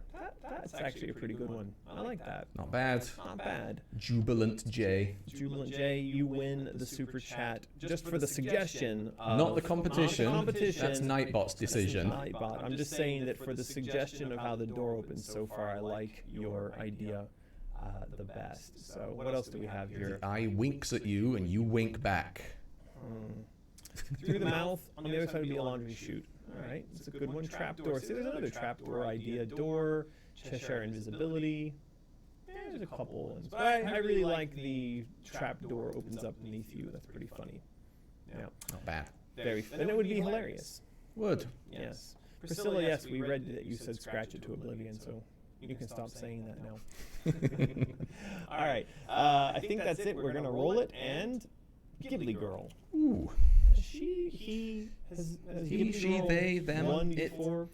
I don't know about before. I only go back so far, but Well, not recently. Congratulations, Ghibli Girl. We're assuming your gender based on that, but you know, all you got to do now is scroll down to the description below. There's a block of instructions that explain to you exactly how to send in for your prize, and be sure to state whether you want to have the wallet or you want to have the Rutledge bag. Rutledge bag. There you go. Yeah. Your choice. Let's just go through this folder one last time. Yeah, this is some Lulu. So Yin's doing up Lulu bag stuff. That's quite cute. It's like a chaos Lulu. It looks quite nice. See, I want this as a collection of stuff. I think that's really cool. I think that's about it. Yeah, we were talking about also offering these types of dog tags to other Patreon creators. Of course, they would get their own logos and stuff on them. What's that? What's what? That?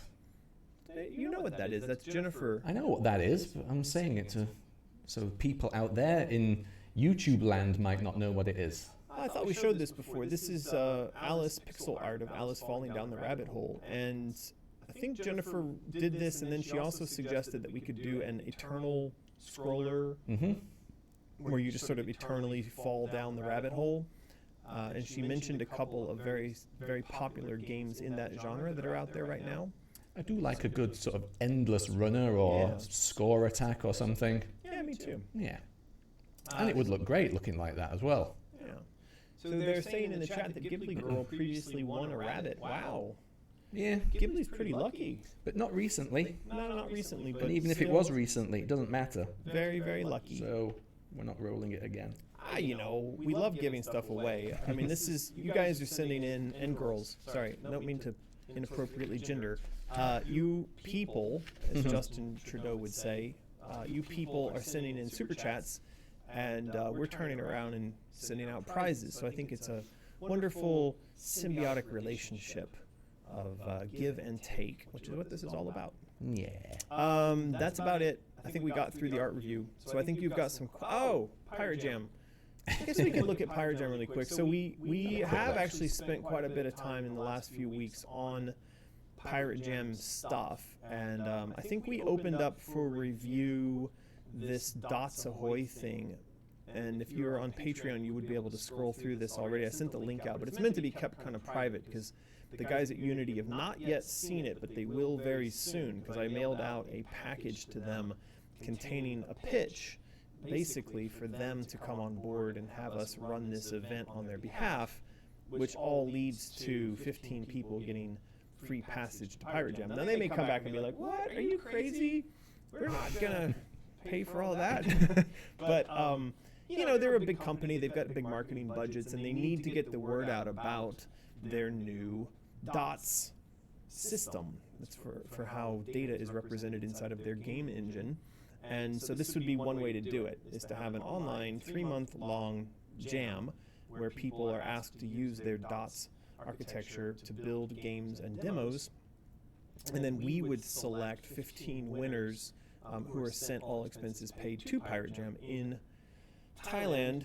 And then also we'd send out prizes to 1,000 runner-ups that would include things like these waterproof bags and our doubloons and our notepads and all kinds of fun stuff. So this is right now very much work in progress, and it's very much a pitch in progress. But we did send it out to our patrons to get some feedback. So if you're a patron, do check out that post and do send us some feedback. My main questions have to do with sort of, are you engaged? Do you understand how to enter? Do you understand how to win? Are you interested? Basically, does it make sense? Yeah. I think we've covered a lot of bases, but it certainly wouldn't hurt to get more eyes on it. Because, I mean, not just with Pirate Jam. When we put up rules and instructions for stuff, we genuinely do think and think and think about these things. Like, how could people break this? What might people not understand? And someone always comes out of left field with like some crazy old thing we didn't think of. Well, this time we've actually borrowed rules from another online jam. And eventually, if this whole thing is approved, we'll rewrite these to be, very much our own. But there are rules out there that are very specific and sort of follow industry standard and make all the kind of questions clear. So anyway, we're gonna have this. This is already kind of linked into that, mainly just to show Unity that we've thought of that. We want to make sure that it's all made sense and that the people who are participating feel like it's fair. But it's been something we've been working on. I'm quite proud of it. I'm quite proud of the work that our team did. Like Alex did up these really beautiful posters for promotional purposes. They are good. And they turned out really nice. And then he's also done up one that's kind of more of a pitch kind of contest overview thing. So those are pretty cool. They are very cool. See, Wendy says this makes me actually want to attempt a game. Go for it. That's what we're looking for. We hope that this kind of thing inspires people to enter in. Why don't we do some Q&A? Go on then. Because I think that's kind of brought us to the end of all the review content that we've got here. Where should we start? let's start at the latest post that we had on Patreon. Go for The it. one that actually mentions this live stream. All right. Terry Vernon, a suggestion from the crowd design, re the intro of the Vorpal Blade. Could Shadow Alice not steal Alice's White Rabbit toy, hide the Vorpal Blade inside it, and leave it inside one of those arcade toy machines you see at the fairground with the claw hooks? Alice sees it in the machine and determines to win it back and discovers the blade inside. Interesting. When were claw hook games invented? Yeah, I mean, there is the question of when that would have been invented, but the other concern I would have is that we're already using the kidnapped or ransomed rabbit trope later on in the game, because as those of you who've been following along for a while know, we have this scene set up where the queen actually is the one who kidnaps Alice's white rabbit. So I would be a bit concerned about us sort of overloading that concept. Right. If you go and you look, and I'm not sure how easily I can pull up that, but there are actual images that show that. Yeah, here we go. So this is the Queen's throne, and if you look closely here, you'll see that next to the Queen's throne, there is the White Rabbit. And this is going to be how the Queen convinces, inspires Alice to do her bidding, because obviously Alice doesn't want to cooperate with her. But by kidnapping the White Rabbit, who we've become close to in the earlier section of the game, Alice feels compelled to participate in whatever it is the Queen is trying to accomplish. So yeah, I wouldn't want to sort of double up on that. But good suggestion. Though we do need to figure out, I think the main point here is we do need to figure out in what dramatic and interesting way we're delivering the Vorpal Blade, which is, of course, Alice's sort of iconic weapon, how we're delivering that to her. Yep. Sean Epperson says that they've been listening to The Wall pretty much every night for the last week. Found that it helps them sleep. Does it have a sleepy quality to it? Some elements of it do, for sure. I think there's some tracks that are very much unsleepy, but there's quite a few that Okay. do. Yeah. Here's one from Eva Marie. I'm off my summer job now for 2 weeks, so I can finally tune into the live streams, which they did. Welcome, Eva Marie. Yes. I did notice. Oh, go ahead. No? No, go ahead. That was it. I was going to move on to the next comment. Yes, please go ahead and move on to the next comment. Yeah. Make 9 Inch Nails Great Again says, I just figured out the Asian Humpty Dumpty concept art for Madness Returns was because of the Great Wall. Yes. Hadrian's Wall has potential too. Oh, Adrian's Wall. Hadrian's. Oh, Hadrian. You know Hadrian's Wall? It's kind of like a not really border between England and Scotland, but it's literally like 2 foot high. It's not exactly like the Great Wall of China. Is that because it doesn't take much to stop you guys from going places, or what's going on I'm there? not sure why it's only so small and what they thought that might accomplish. I'm no history buff. A nation of midgets? Maybe we were just a lot smaller back then. Maybe you were. Huh, that's interesting. Never heard of Hadrian's Wall. No. Well, It's a bit bigger than 2 foot there. can you see it from space? Yes, Oh, well, there you if go. you had a telescope. Who was Hadrian? I don't know, some Scottish dude, probably? Right. I think it was built from the Scottish side and not the English side. I think. I don't know, I'm just guessing at stuff. I had no idea that you guys also built yourself a wall. Very interesting. Yeah, look at how many people that would stop attacking. Well, I suppose, if they were just really lazy, they just couldn't be bothered to get over it. Who knows? But it would stop your sheep from going across, would it not? Well, I suppose. Interesting. I never knew that you guys had your own wall. Yeah. All right. Who knows? What else you got? I was just looking at the chat here in case we missed anything interesting before Well, moving on. Lilium is saying that the audio sounds quite echoey. We know that. Somebody said earlier it gets echoey when I look at you, and I'm sort of projecting at your mic. Maybe you should stop doing that. I'm a talker at this side of my mouth. I don't think you have to go that far, but maybe just, don't yell into my microphone. Okay. It's a thought. Where are we? This was from the non-Euclidean post. Oh, yeah. I liked that post. That was a good video. It's a very cool video. For those of you who don't know what the reference is into, you could go to the most recent Patreon posts and you click play on this. No, that's wrong. That's going to be... That's us. What's going to happen? It's us. Oh my God. Oh no. It's us. It's YouTubeception. Oh, that's crazy.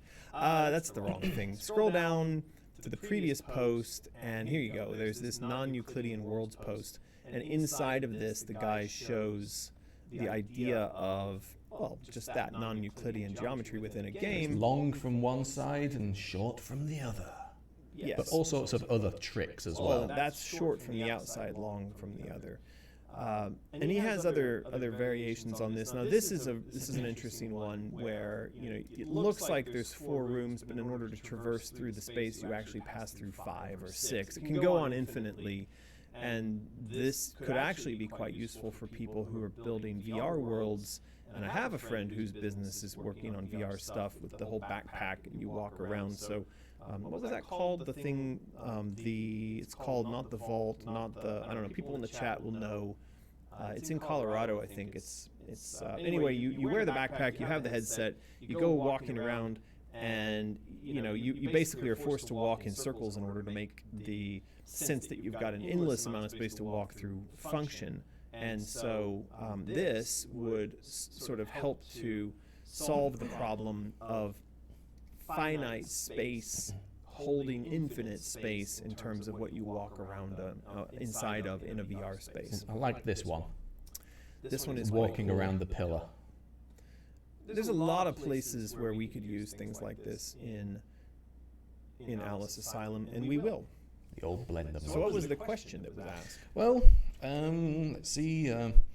012590 says, "Oh my God, this idea of trickery would be amazing in the labyrinth. This would add to that unsettling feeling. One thing I find in many psychological horror games is they fail at the psychological part." So yeah, this making an actual maze that had these tricks in it. Would that be good or would that be annoying? I think it would be good, but I'm not sure I'm clear on how visual, physical trickery sells the psychological part of psychological horror.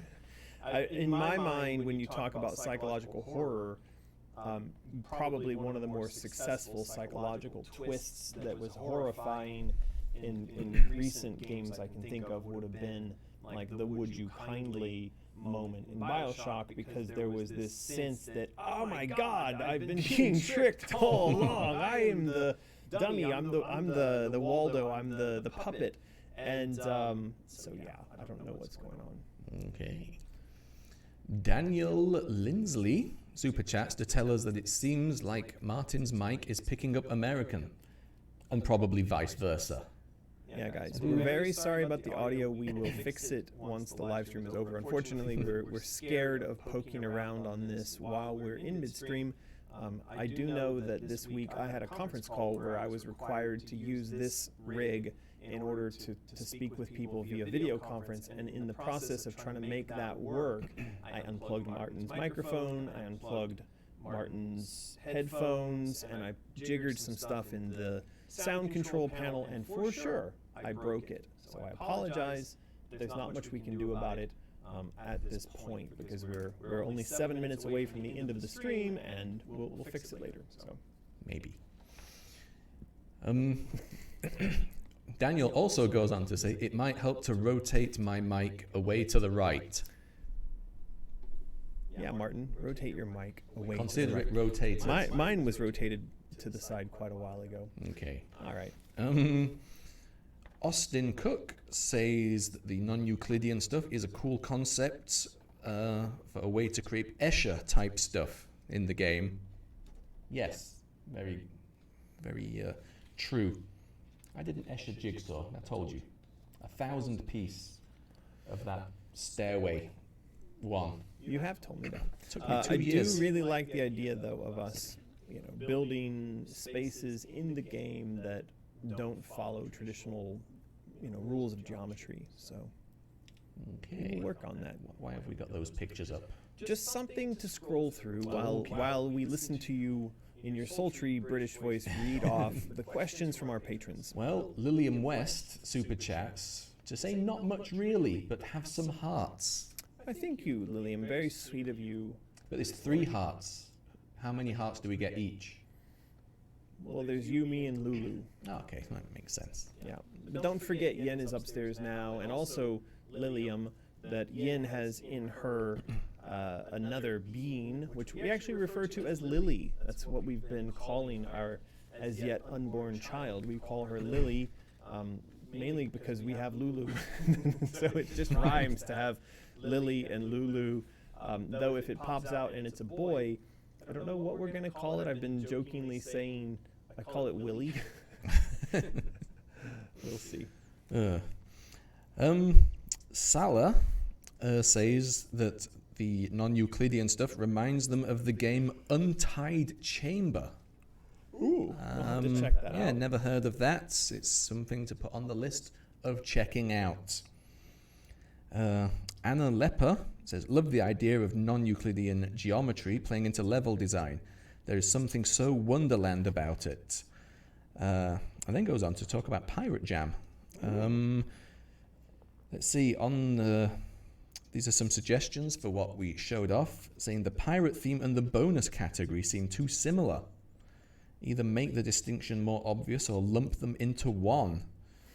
But shouldn't the graphics and scoring go under voting and scoring criteria, not official rules? All right, something to look at. Well, I think the first thing to note is that if this says anything about theme, that it shouldn't. Because the normal way of doing this is that you don't announce the theme. These themes would not be announced until the thing is actually launched. So one of the things to keep in mind is that some of this stuff is placeholder. So we don't know what the theme would be just yet, but your point is very well taken that if we made it so you were getting points for the piratiness of your game, and that the theme was piratey, that would be terrible overlap. Now, in fact, when this thing gets launched, both this piratiness thing and the theme will have to be changed completely, because otherwise we would be revealing to people the way in which to earn points, and people could start, I don't know, stockpiling piratey assets now for those who had seen this prior to the actual launch, and that would be unfair. So we'll sort that out.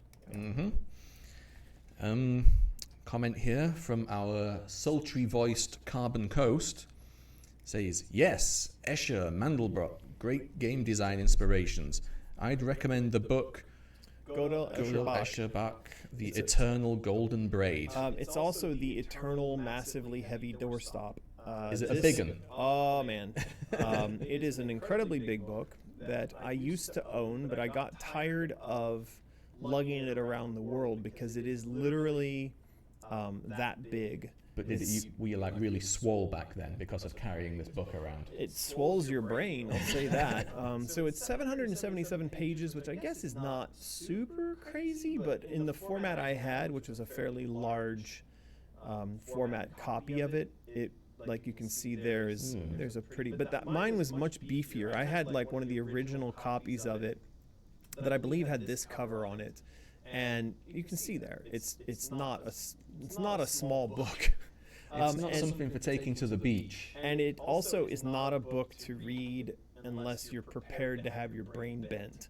But it essentially what it does is it combines together.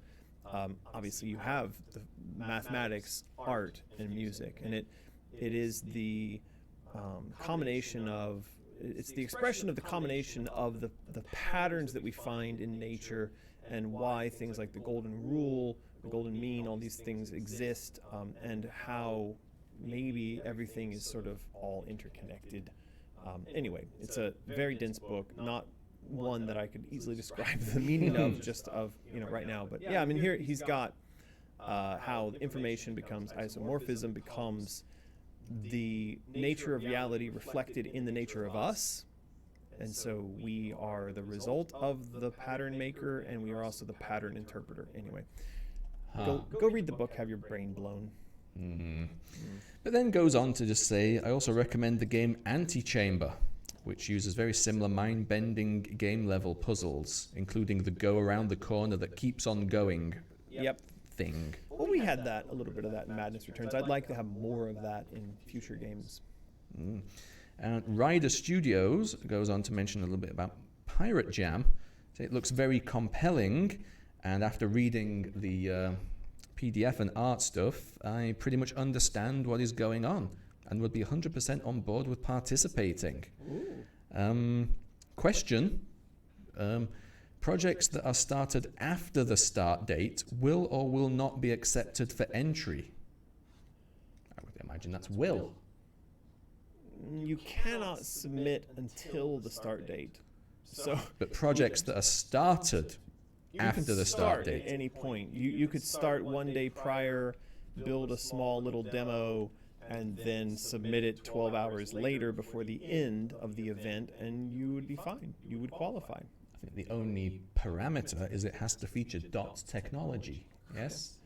Well, needs to feature DOTS. There's also other rules. I mean, if you want to get specific, you shouldn't be building on a project that existed prior to the start of the project. You need to use Unity, you need to use DOTS, you need to follow the theme. There's a bunch of other things. You need to not have a team of more than 1 to 5 people. I mean, there's a lot more than just... There's a lot going on. There is a lot going on. But yes, Martin, in general, use DOTS is one of the important aspects of it. Yeah. Yeah. Okay, let's bang some more of these out quickly. This was from the Cheshire Kitten update post.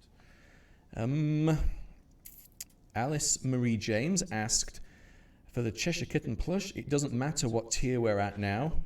We just have to select the new tier when it's added on August 5th for that month, and we'll get it. Is that correct?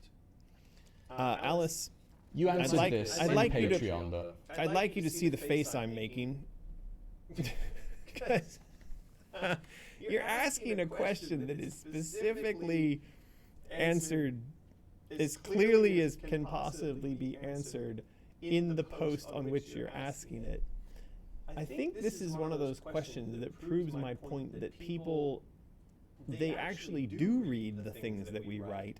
They just really like asking questions. It's comforting to get an answer from a human. I suppose. But for us, it's not comforting to have to give answers to questions which we've gone to all that effort to answer by writing the post in the first place. But yes, Alice, you are correct in your interpretation of the things that were written clearly on the page to answer the question which you asked.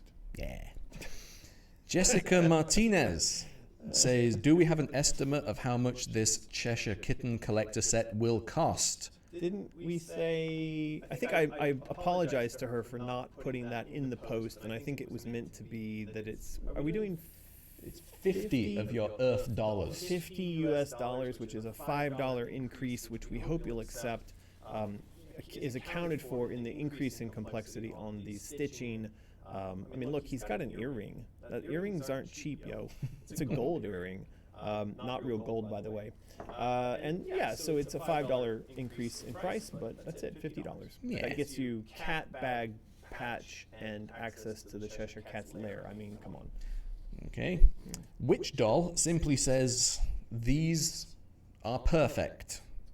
Life is perfect now. It is perfect. I think life is pretty perfect, except for the fact that it's like 300 degrees outside. Things are pretty good. Yeah. Yes. I think so. Rosa May is loving all the Cheshire Kitten stuff and says to Omri specifically, says, adores the fact that the Cheshire plush is in the Cheshire lair in the picture. Cheshire reception. I think that the paw print on the bag could move down slightly, and asks, is it reversible? Yes, It is. we showed that off. It's very Showed that off, reversible. Rosa. Yeah. Wendy J talks about putting a card in with the set. Yep, we're going to do that. Personally fine with the bag not being reflective, but I can't stand clipping. So definitely shrink the print a little. All right. So we are going to put a card in with the set, and this was actually something I wanted to mention, and that is that when we ship out the cat will be in the bag, and also in the bag will be the patch. And so we may end up, like, this is a card that we would have sent out with an alchemy necklace, right? It's just a cardboard card. We probably are going to throw something like that in there. And it's going to say something like, if you write to ask where your code for the Cheshire Cat lair is, American will come to your house in person and make this face.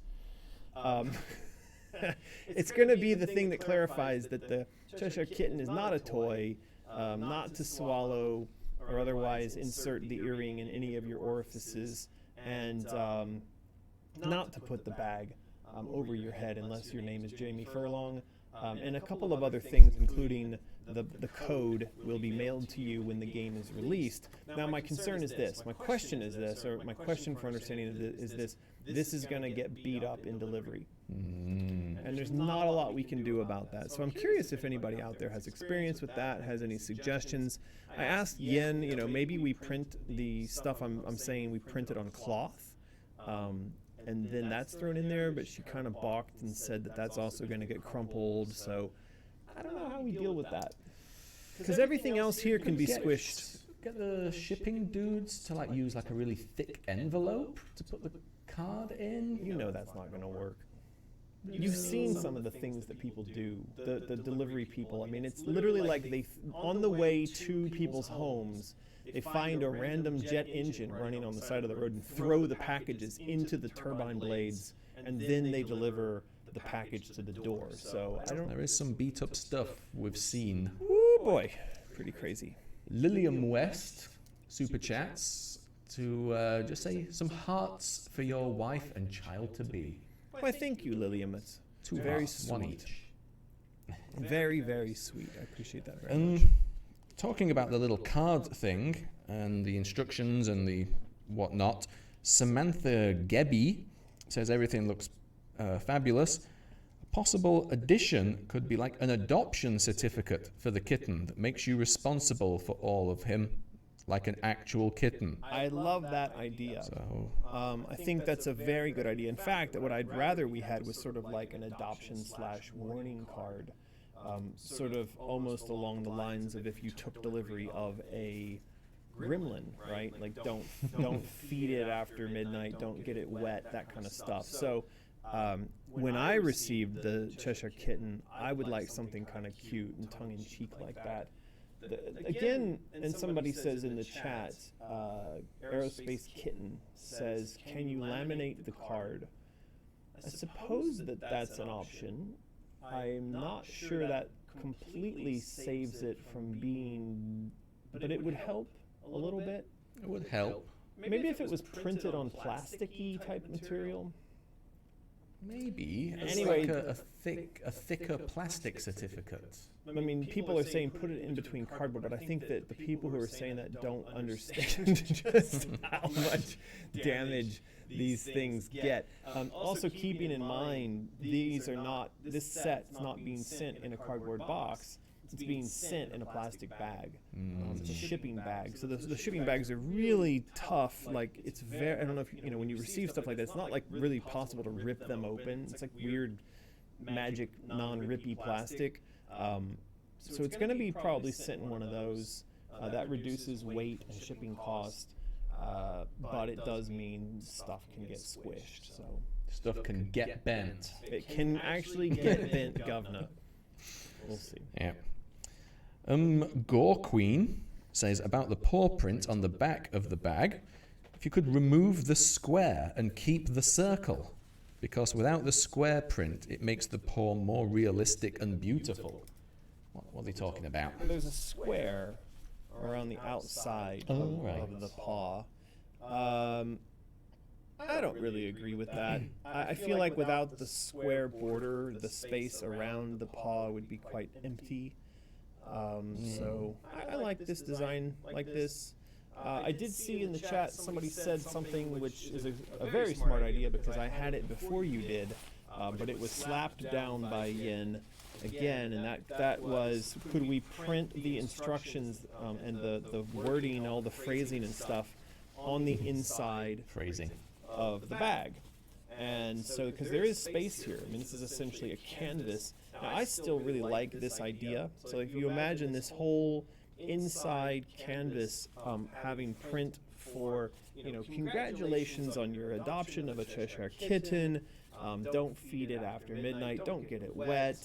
Don't let your children play with it. Don't stick its earring in your orifices, whatever. Not responsible for scratching, murder, and death. But she said she wasn't a fan of us printing that in there.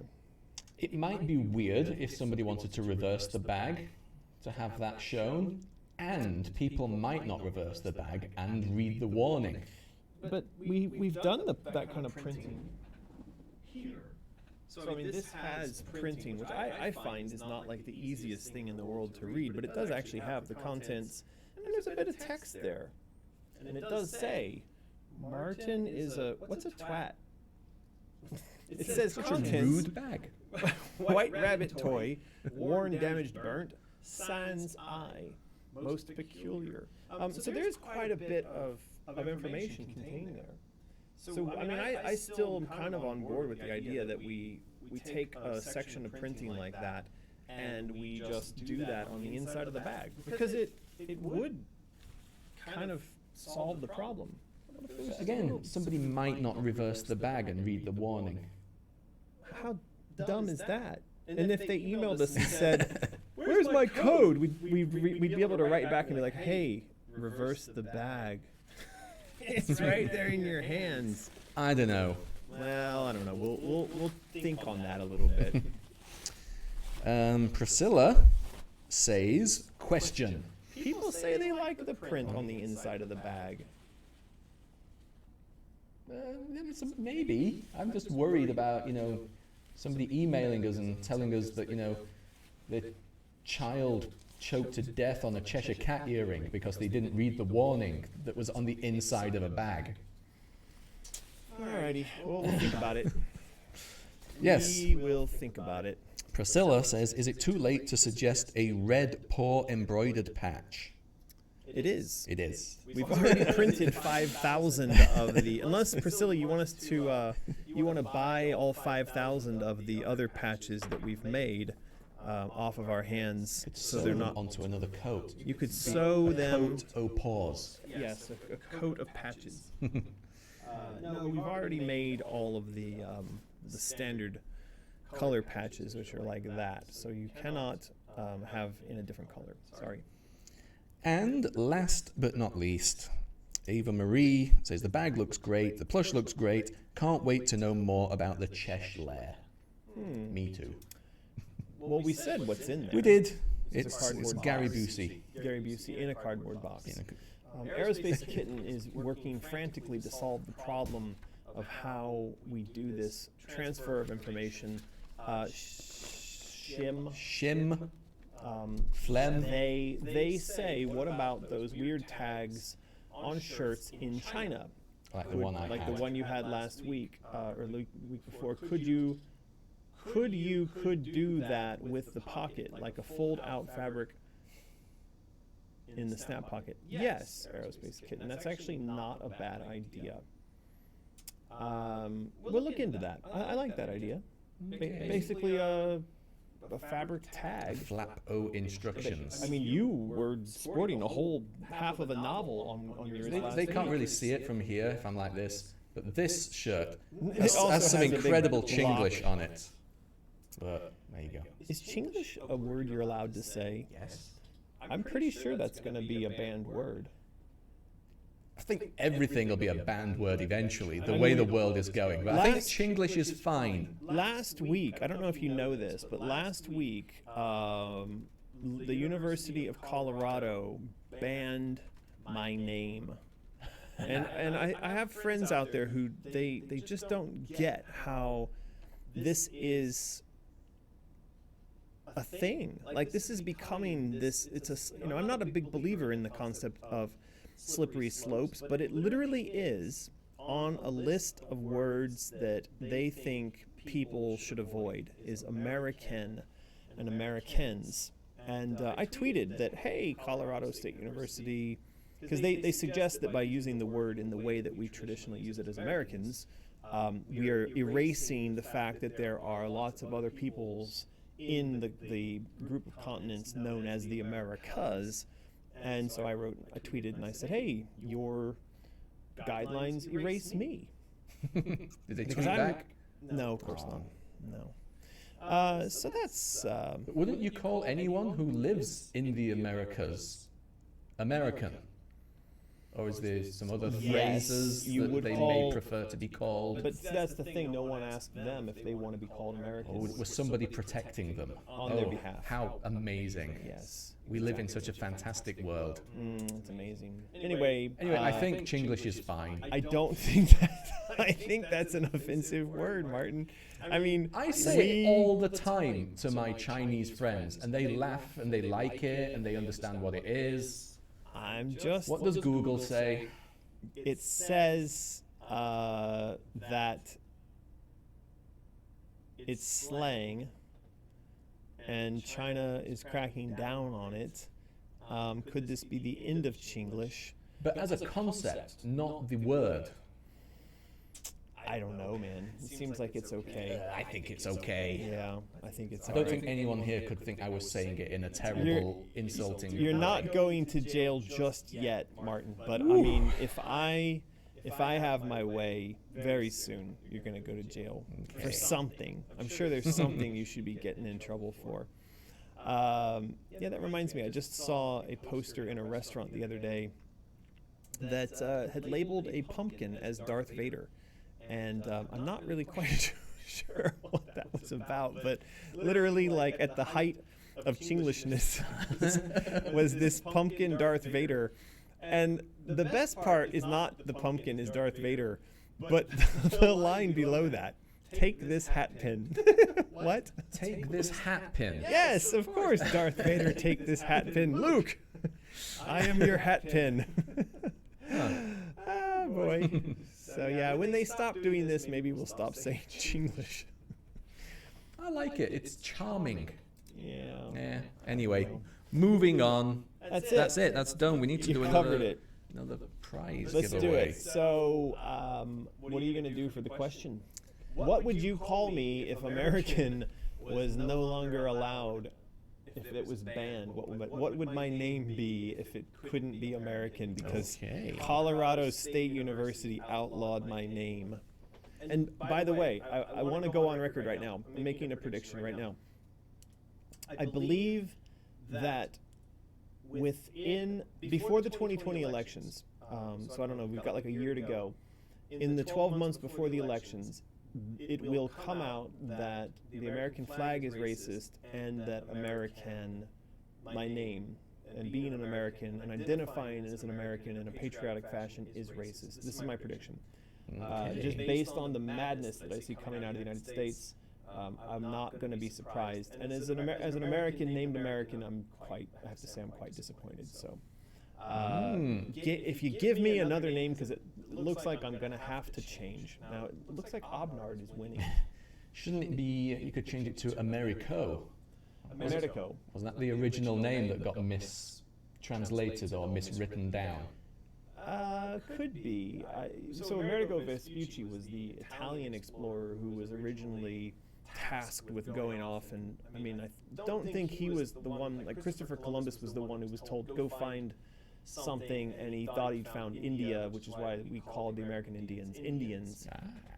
And we're not supposed to call them that anymore, by the way. That's also colonial language, and it's evil, so we're supposed to call them Native Americans, but now, wait a second, which America are we referring to? So now they're going to have to be Native United Statesians?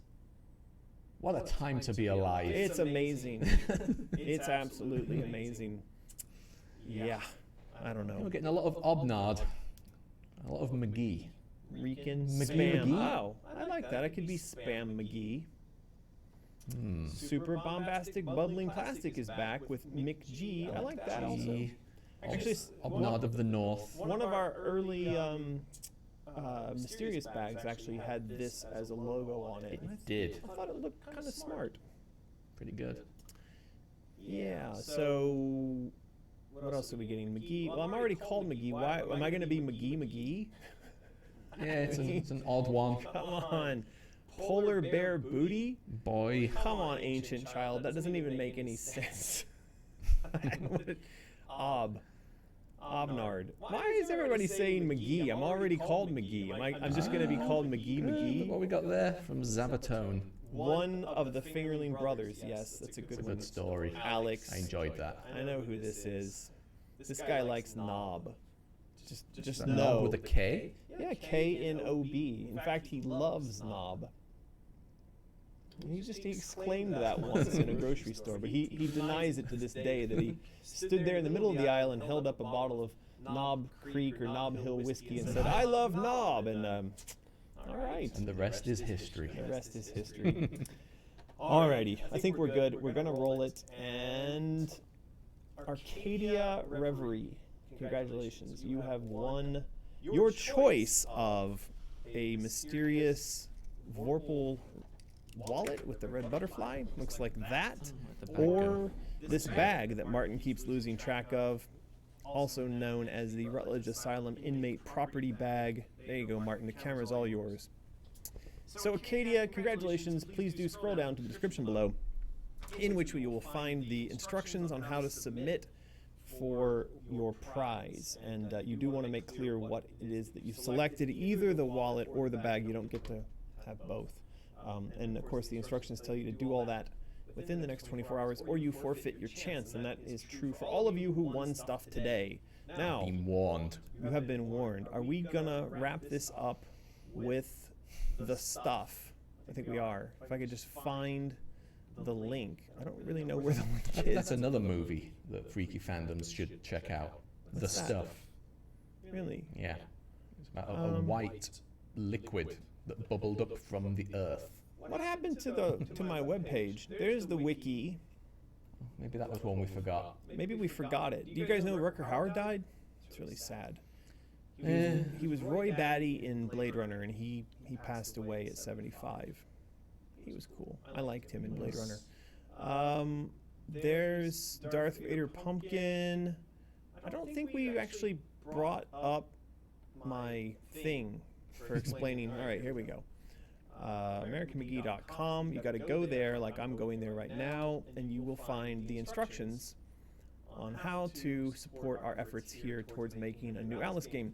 So you can take it away, Martin. You can do the mailing list sign up. Please, only with real email addresses. Fake ones do not help us. Don't use dead relatives. Just use your own. Thank you very much. So yeah, you can do that. Follow all the channels, as you can see here: Twitter, Facebook, Instagram, YouTube. That would be appreciated. I just got Whatseed. Look, I have a blue thingy on Instagram. I have a blue thingy. I kept tweeting them and messaging them for like a year, saying, "Come on, give me a blue thingy," and they finally did. Yay! I've got a blue thingy.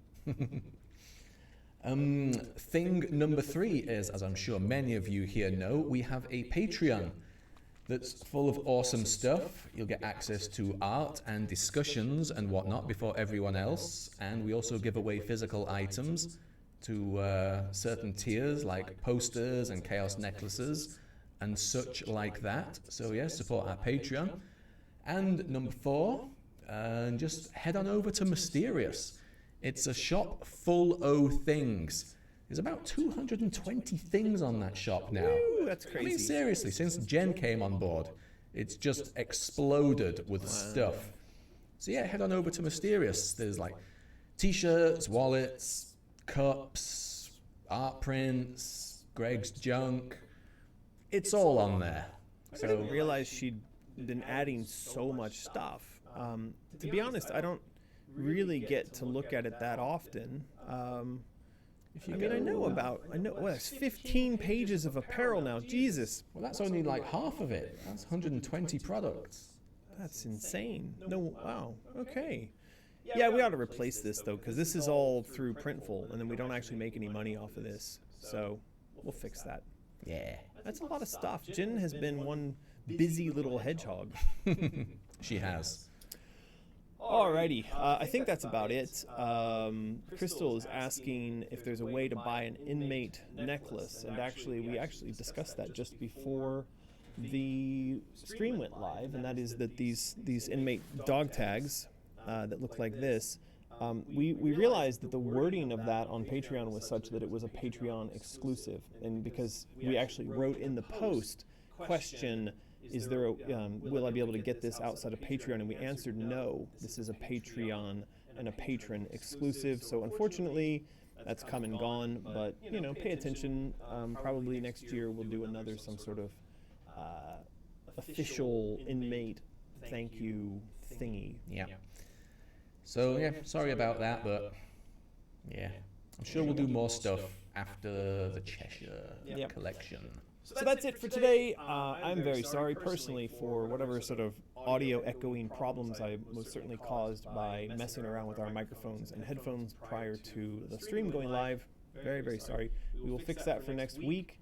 Wendy says, what printing company are we using now? That is Printful, but we've decided that they're poop. So we're going to fix that. Azure says, I've still not gotten my tag. If you've not gotten your tag, please send us a message over on Patreon. Please do. Links to the Patreon are in the description below, along with links to AmericanMcGee.com and all kinds of other fun and interesting stuff. Our sponsors, the guy who makes the music for our live streams, and our instructions on how to claim your prize if you won something during the live stream today. We will not be back again at this time next week because we're going to move to an every other week type of schedule. That's going to give us more time to focus on design and creative and marketing and all that kind of stuff. And there'll be more stuff whenever we come back. This is true. Although we didn't struggle for stuff today. We did not. Look at the time. Yes, it's time. It's lunchtime. 2.5 hours. So we appreciate all of you very much. You are all very much loved, and your support in helping us to do what we're doing here is incredibly critical. We could not have this amazing staff of artists and designers and my wife and everybody cranking out all this stuff if it were not for your support. So thank you very, very much. We will be back again in, I guess, 2 weeks' time. And we will bring you artwork, design, story, bags, dogs, and hopefully less echoing. So hopefully. Thank you very much. Jib it up. Jib it up. See you later. Bye-bye.